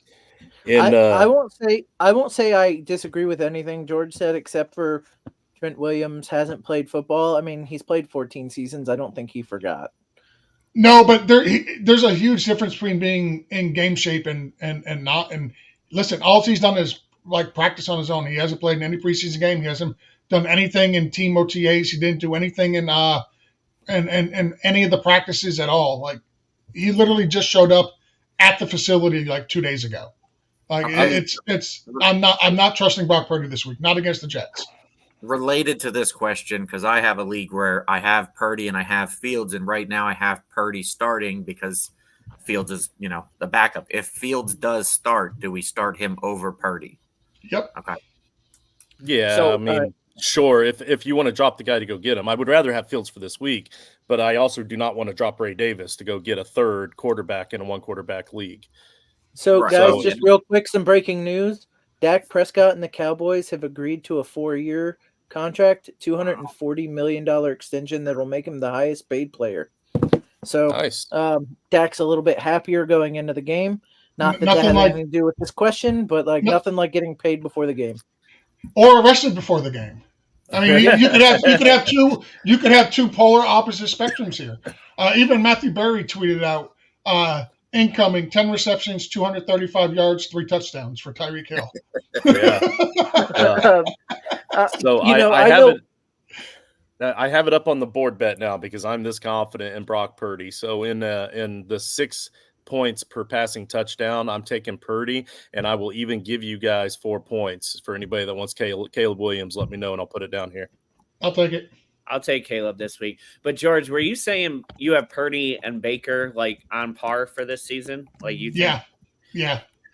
I don't think I you're do. as high as you think you are on Purdy then. Oh, I think I'm higher. I think I'm higher on Purdy than everybody here, and I think I'm also higher on Baker than everybody here. Well, I'm a lot higher on Purdy than I am on Baker this year. I think the matchups for the Buccaneers this year, like their strength of schedule is an easy schedule, and it's got a lot to do with the division they play in. I absolutely get that, but I think the Buccaneers and Baker are gonna have a very, very good season. Yeah. 9 times out of 10, I'm taking Purdy over Caleb. This is the one week I will take Caleb over Purdy just because of the Jets. Yes, same here. I would be Purdy over Caleb as well. Okay, so 3 here for Caleb. For the 3 here that are Caleb, would you play Fields or Caleb this week? Caleb. I think we answered that one earlier. I think we probably did too. Yep. Okay. So it is Caleb, and we won't drop anybody for Fields. Let's see. And then, Bobby, we talked about Tyreek already, but you probably posted that right when it came out, and we're just behind. Steve says, how do we feel about Kelsey's fantasy value moving forward? He didn't seem to be a big part of the game plan on Thursday. Anybody want to show panic for Kelsey? Go ahead, Justin. You put your hand up. Well, no, I didn't. I put my hand up before you finished the question. I wouldn't call it panic, but I would say that that they drastically cut back Kelsey's routes ran last season and his time on the field last season because they already know they're going to win that division. They already know they're going to make the playoffs. They already know they're going to have home field for at least the first round. So they don't care about the regular season so much. And that worked tremendously because he was such a huge help in the AFC Championship game to get them into the Super Bowl. They're saving him for the playoffs. Yes. Breaking in, Steelers plan to start Justin Fields today. Yeah. Just throwing that out there. Sorry, we can go back to the question, but the thing we all thought was going to happen did happen, and we can go back to your. So I think we noticed a little bit of that Thursday, but I also think we noticed a really talented Baltimore defense that not everybody, a lot of people I heard was a little bit worried about with all the players that they lost, but they added so much good players to that defense as well. The Ravens are still going to be the Ravens on defense this season, and I think that helped out a ton too. So panic, no. But if you drafted him as the number 1 tight end or maybe even the number 2 tight end, you're not going to get draft value out of him, even though he's still going to finish as a top 2 or 3 tight end. Because if you waste a higher pick on a tight end like that, then you have to get tight end 1 output from him. You're not going to get tight end 1 output from him because of the less usage, but also he's not going to hurt you. He's not going to be the reason your team loses. So no, I'm not panicking. But also, I wasn't drafting him super high either. Does anybody think he won't finish as a top 3 tight end this year? Yeah, I think. Well, he has the ability to be 4, right? Like we've got McBride, everybody's high on, which I think Laporta can duplicate. Kincaid, Kyle Pitts, obviously. So like he could absolutely finish 4 or 5. Because you always have somebody like Ingram or Njoku who gets hyper targeted and ends up so like there's a world in which he's top 6, but I also think like he has the ability to still be the 100 plus yard, 2 touchdown, 3 touchdown. If you watch that game, there wasn't a lot of snaps inside the 5-yard line where they like to do the cute little touch passes to him, little trick plays to him where he ends up scoring. So like there wasn't those opportunities up close to the goal line. It was a lot of like, Xavier Worthy's 2 touchdowns were from forever away. So there's going to be different game scripts that benefit him. But yeah, I mean, there is a world in which he's outside the top 3. It's just a lot of things have to break right for a lot of these other tight ends we're high on. So let's see. I'd be willing to say he's going to finish closer to tight end 10 than tight end 5. And it's not just the ascendance of the tight end position where we're seeing more tight ends getting used as receivers. It's also the Chiefs have more weapons than they had last year, and they're able to spread it around a little bit more. We even saw Noah Gray get more involved than he normally does and get paid an extension. Xavier Worthy got used. Rashee Rice was everywhere. They even brought in that blonde-haired Carson Steele kid. They have so many weapons that they don't need to rely on Kelsey that much. So between all of these tight ends coming up and being used more and all the weapons on KC, I'd be willing to say he's going to be closer to tight end 10 than tight end 5. You can throw that as a board bet for me and David because I think I'm not worried about Kelsey at all. I feel like teams are going to have to start game scripting to shut Rice down. Like they're going to have to try to take him away. And that's the games Kelsey's going to have monsters. So what's the actual bet? He said closer to 10 than 5. I think, yes. Yeah. I think it'll be closer to 5 than 10. So we're going to put it put the line at 7.5. Tight end, I would say tight end 8. 7. 7's good. Yeah, I'll take above 7. 7 or above. I'm just going to put 7.5 so that if there's there's no tie that way. Yeah. Hey, Jason, real quick on the Dak Prescott extension. As you said earlier, it's $240 million extension. Of that, $231 million is guaranteed. So yeah, Good tons of Lord. guaranteed. He's the highest paid quarterback in the NFL at $60 million a year. And Jamar Chase is active Was for just today. gonna say, yep, he's active and good to go. They said T. Higgins is officially out. We already Yep. knew that, but All right, we're getting to Joey finally. Joey saying happy start to the NFL season. Good morning, Joe. Joe, it's a great start to the NFL season unless you're Tyreek Hill or anybody facing Tyreek Hill today. Or based on his next future comment, unless he sits likely and worthy in the same week. Oh. The only thing worse is if you would have sat and all of a sudden I'm blanking on the dude from Green Bay's name and I had him in the damn notes Jaden for the Reed. show. Jaden Reed. Yeah, Jaden Reed. If you'd set him to. Joe says Pickens or McLaurin. I mean, look, time machine to go back and start any of those other two over these guys, but go ahead. You got McLaurin. That's been your boy all season. So all season. Off season. mean- David. Sorry, Dave. It's David's team, so I got to go with David next. It's just not fair. I mean, I feel like They have a quarterback now. they both, yeah, we do know which quarterback it's going to be. And Jaden Daniels is a rookie. I get that. The problem is they're both the WR1 on their team and with no verifiable WR2 behind it. So the coverage is going to be the same. I'm going to go with the experience, same as I did earlier, and go with Justin Fields going to Pickens over Jaden Daniels going to McLaurin. All right. And then, Mark, you were talking next, so go ahead. yeah, with the news on Fields being the quarterback, I'm definitely going McLaurin. I hate our touchdown bet with Pickens now, but what? All right. And then Justin. Well, with the news on Fields becoming the quarterback, I'm definitely going Pickens because I think he's finally going to be able to show everybody that he is a solid quarterback in the NFL with a good team around him. And the Bears are going to regret giving up on him one season too soon. Maybe not regret because obviously Caleb Williams is going to be better. But I think we're at least going to be able to see what Chicago saw in him back whenever Chicago wasn't willing to put a team around him. So. I mean, the one plus is Pickens should be his first read. So, yeah, well, and possibly his only read. yeah.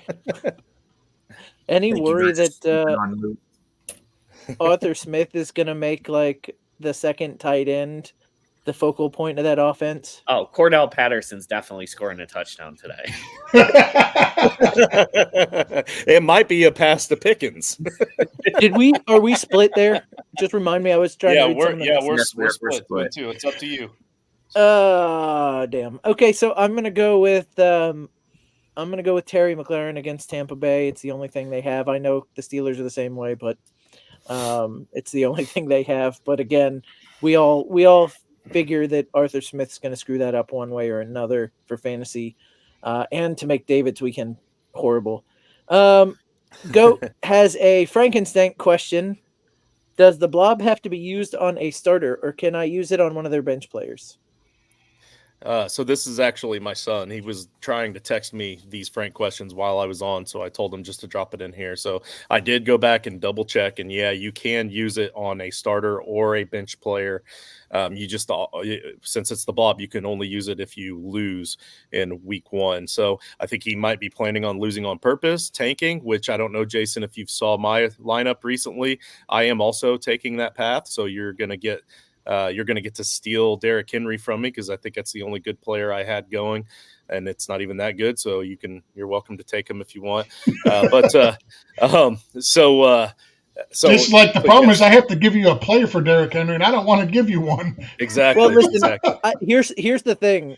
I don't know if you've seen my finishes in Frankenstein, but you're throwing the game Don't discount my squad's opportunity to still fail Yeah. here.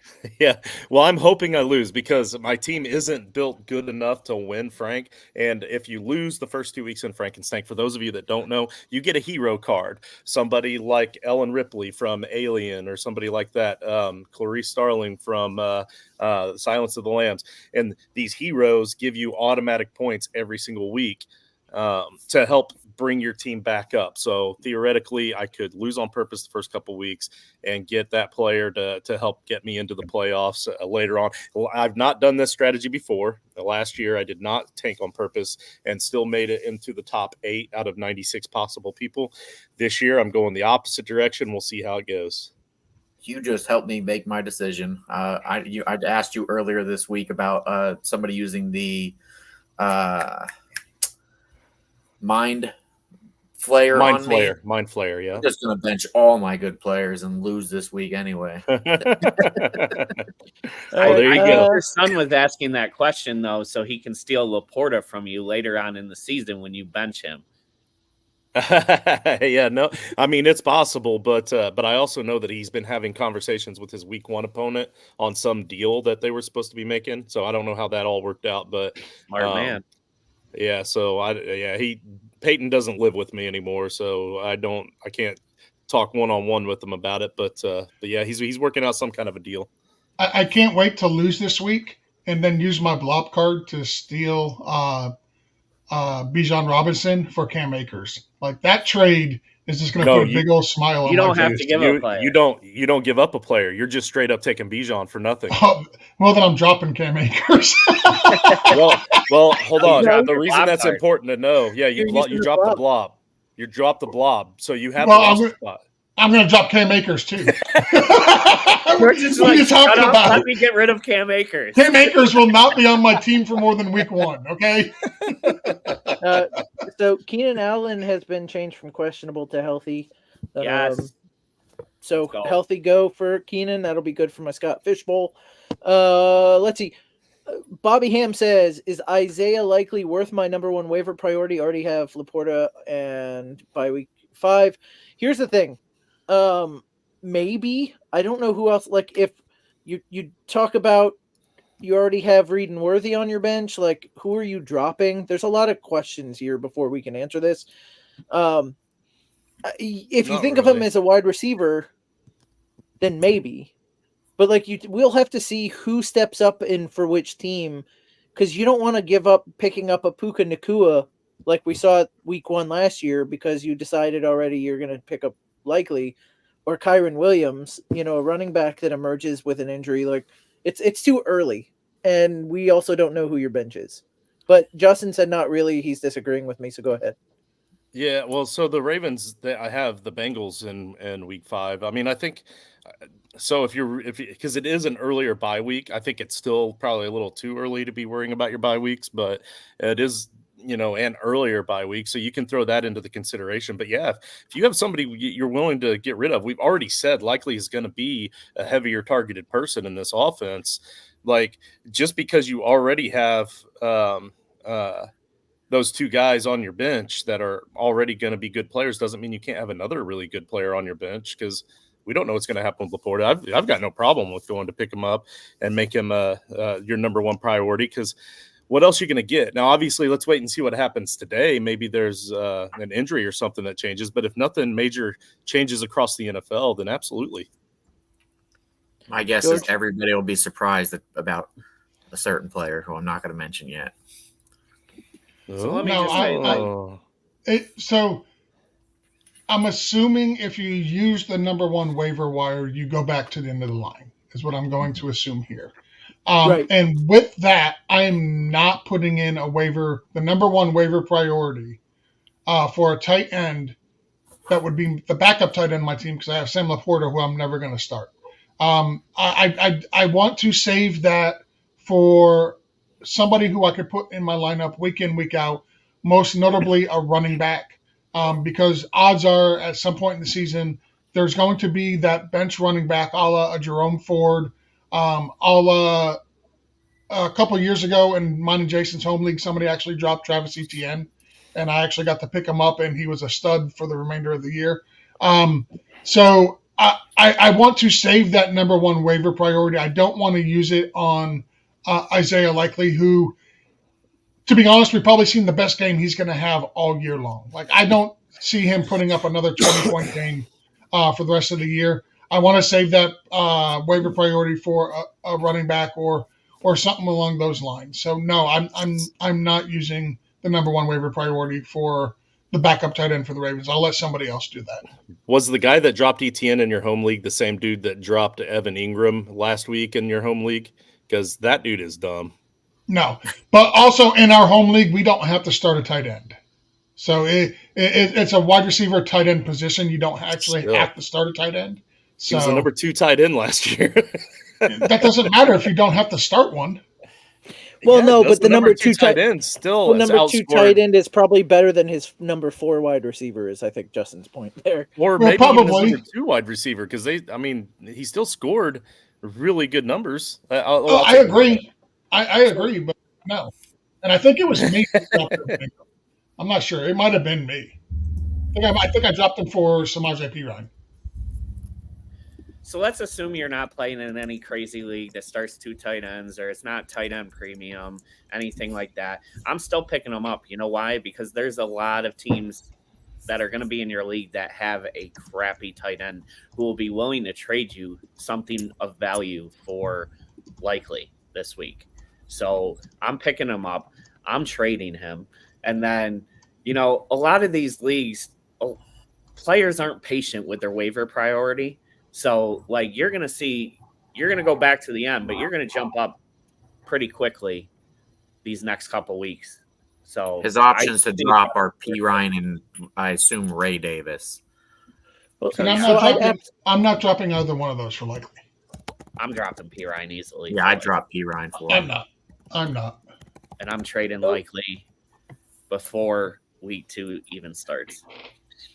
Yeah, I mean, look, I could drop Perine for Likely, but I think George's point here is, if he's saying he has number 1 waiver wire priority, then that means he's not playing in a fab league where you get to bid each week for the top free agents. You waste or you utilize your number 1 waiver priority, then you go to the back of the line.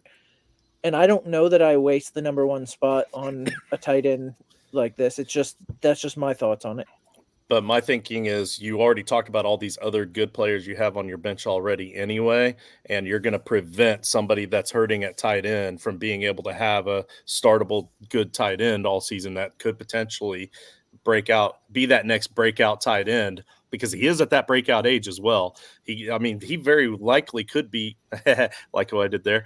He very likely could be a top 5 tight end this season if they're going to continue to utilize him in that slot receiver spot or consider him as a slot receiver spot that happens to line up on the line. So you're preventing another team from having a good tight end. So and you probably got a team out there that started Luke Musgrave this week who put up 0 points. Right. It's a good point. So yeah, if nothing else, pick him up and trade him to the Luke Musgrave guy. So I just seen a tweet that somebody tweeted at the Cleveland police and asked if there's any way they can arrest CeeDee Lamb and Micah Parsons today.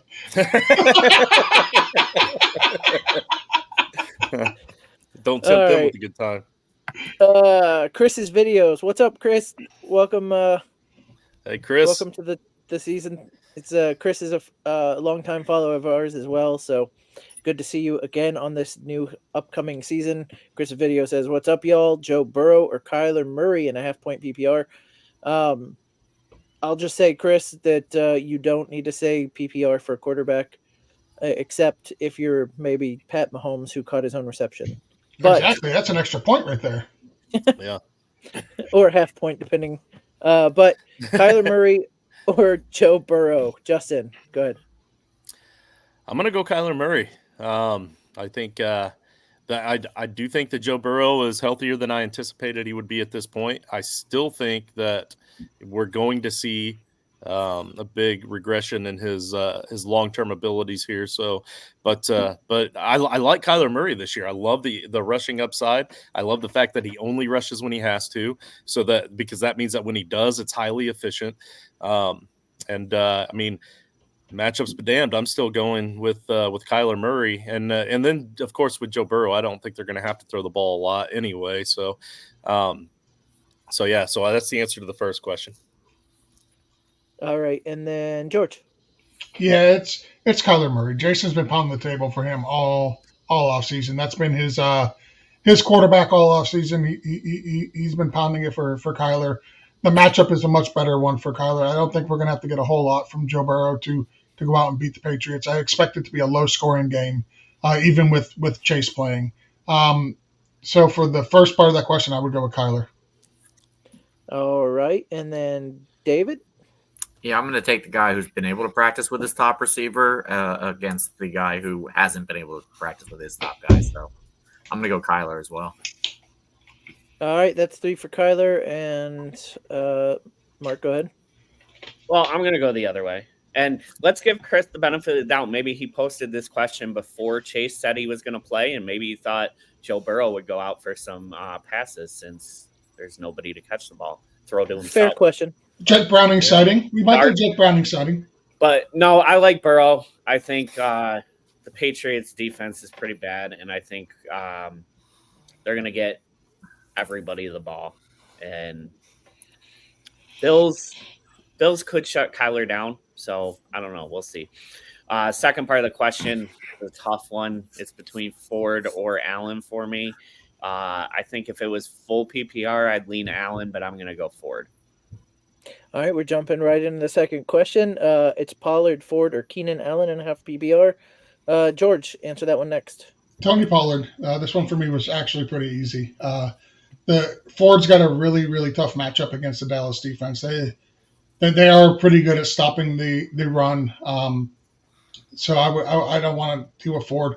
Pollard, he's going to be the starter. Him and our guy Tajay Spears are interchangeable. They have the same skill set, but I expect Tony Pollard. I think he's actually the better of the two backs. As much as I like Tajay, I think Pollard is actually better of the two, and I expect Pollard to be heavily involved in the passing game this week. So I would go with Tony Pollard. All right, Justin. I'm going to go with George on this one, mostly just because of the matchup. Normally, I think I'm probably going to go Ford here until Chubb gets back. But even then, I might even go with Ford for a week or two after that. But because of the matchup, I'm going to go Pollard. But I will say, long term over the season, I still like Tajay better than Pollard, so I'm willing to throw that down as a bathroom bet. George, all right, cool. And that's just because we really love Tajay, and I need to get all the Tajay bathroom boards as we can. So, but yeah. So for this one, I'm going to go with Ford for this week. Are you going with Ford or Pollard? You mean? Or yes, Pollard this week. I meant to say I'm going with Pollard this week, but it's definitely not Keenan Allen in my opinion. Okay, and then David. I'm gonna tie it up and go with Ford. I like the matchup better for Pollard, but I do think, they've already said it's going to be about a 50-50 split between Pollard and Tajay, and Ford is the only guy right now for Cleveland. So,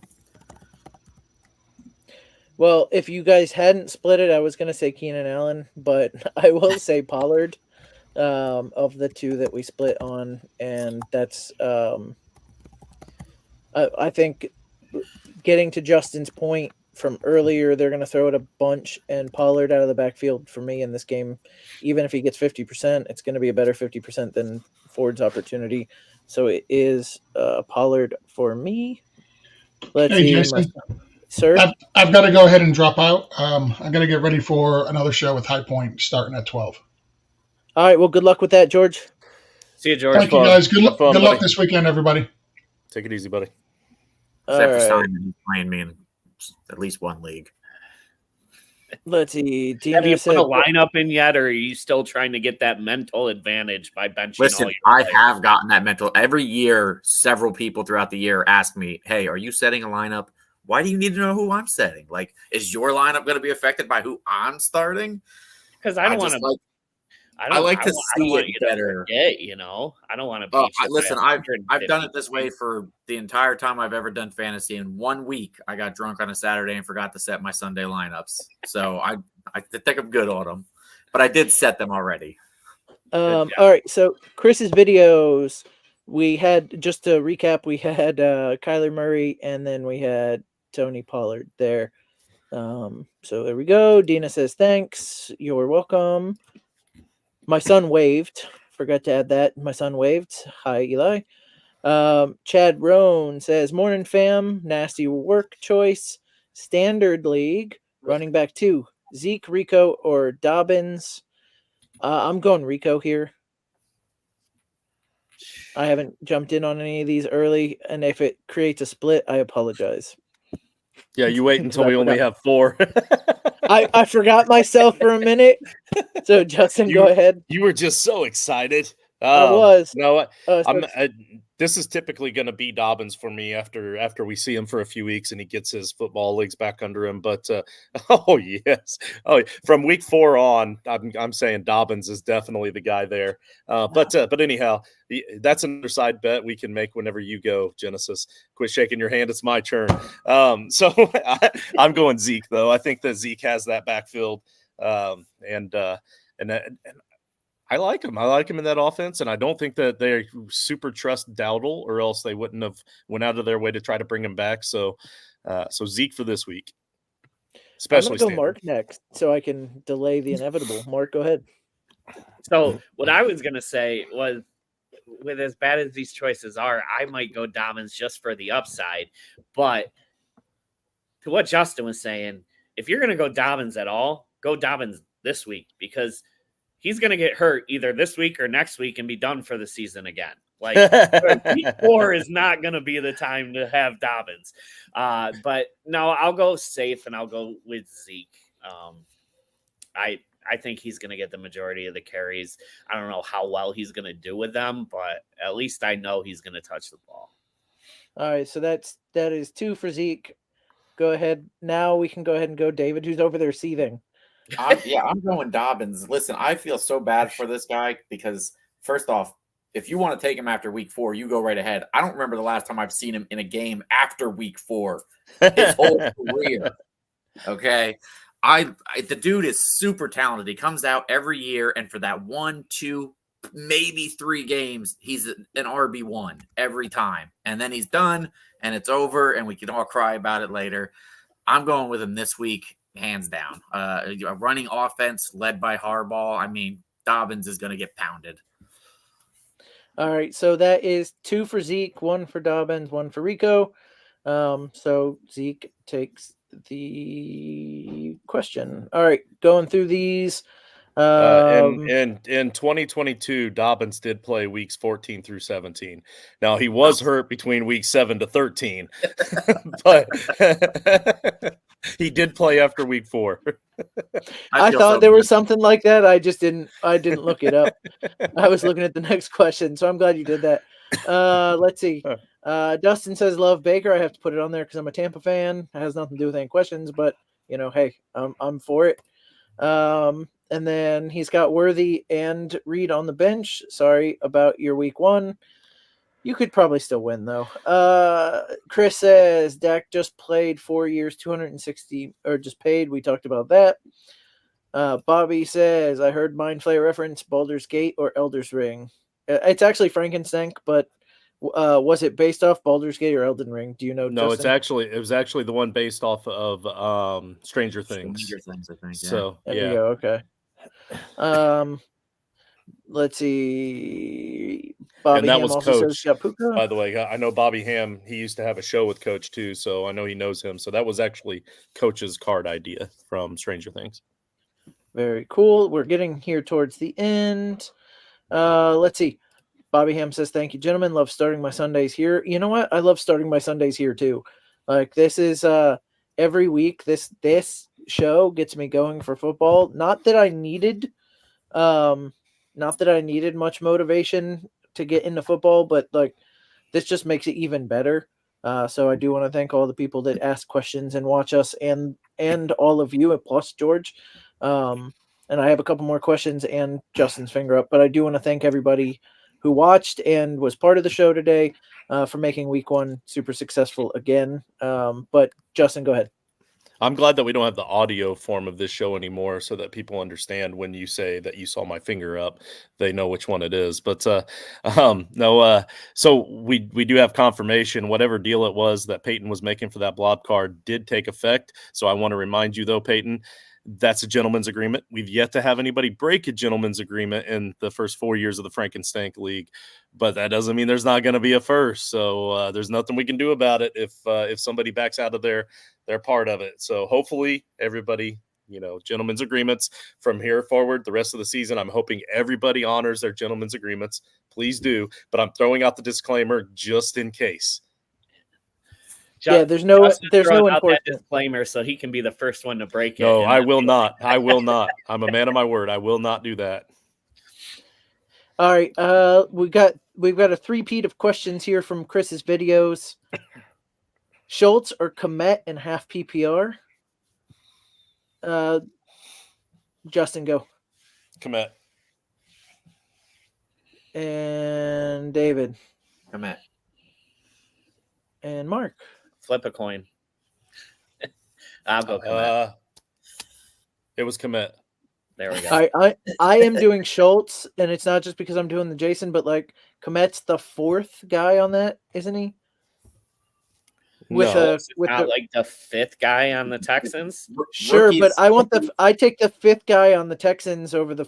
I get what you're saying, but Komet's Rookies going to be the love second their or third.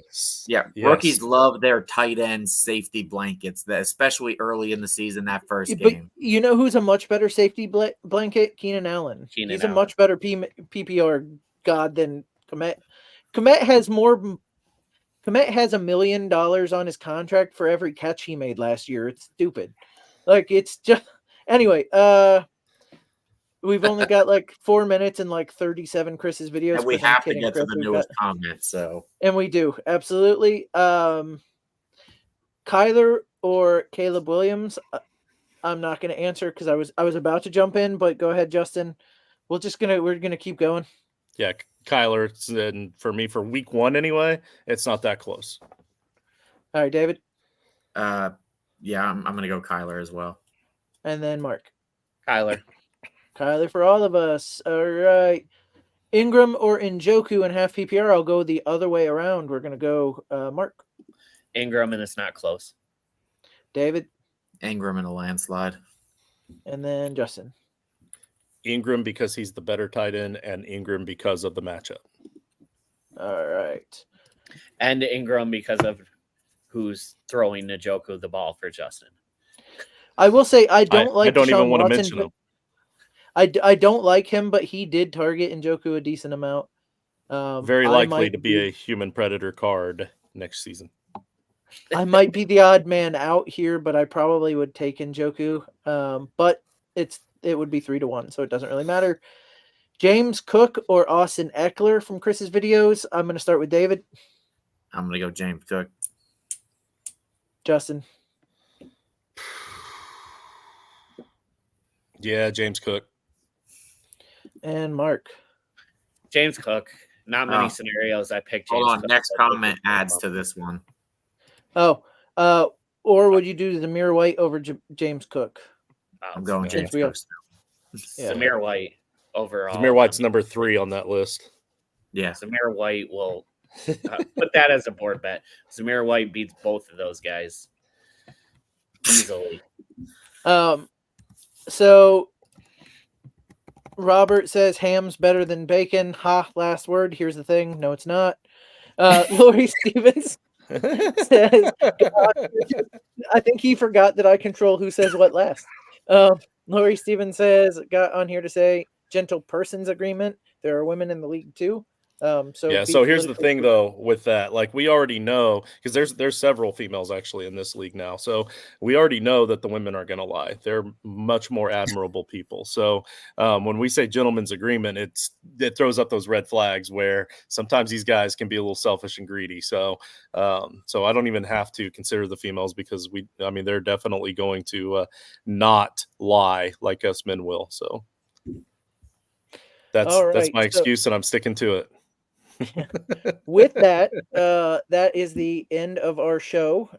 I do want to thank everybody who watched. Like I said before, This was a lot of fun. We're starting a little bit earlier. We're ending a little bit earlier because we all have a ton of leagues to fill out after this, and then some of us have places to go to watch games. So if we have to run over a little bit, we will, to answer your questions. But this gets us out in time to actually set our own lineup. So it's going to be from 10 to noon going forward. Justin, why don't you plug our Patreon?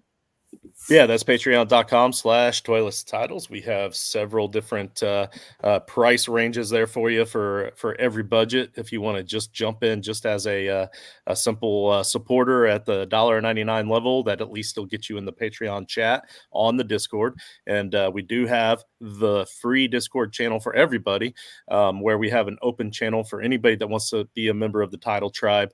Let us know at JustinFF_ or at Toyless Titles over on X, or even comment in here so that we can see your comment later, and we'll get you set up with our free Discord chat regardless. But like I said, within that Discord is where the Patreon chat also is if you're a Patreon supporter.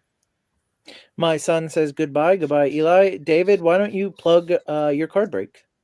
Yeah, join us over on Facebook, Genesis Card Breaks. Like I said, we just pulling one-on-ones left and right and bangers every day. All right. And Mark, you got anything you want to plug before we get out of here? Not Blake just Corum. What's that? I said not Blake Corum. Well, I kind of was, because I was going to plug him and say that the Rams are going into Detroit tonight and coming out with a victory, baby. Let's go. All right. Using the last minutes of our show to be a homer. I love it. Guys, thank you for everything this week. Good luck this week. And, I just now saw in our chat that somebody brought up that he wanted to plug Blake Corum. I don't know if I was supposed to say it that way, but Oh, man. There's a private chat for a reason, Jason. They call it private. Nothing is sacred. Nothing is safe. God Guys, have a good week, and you guys enjoy your football.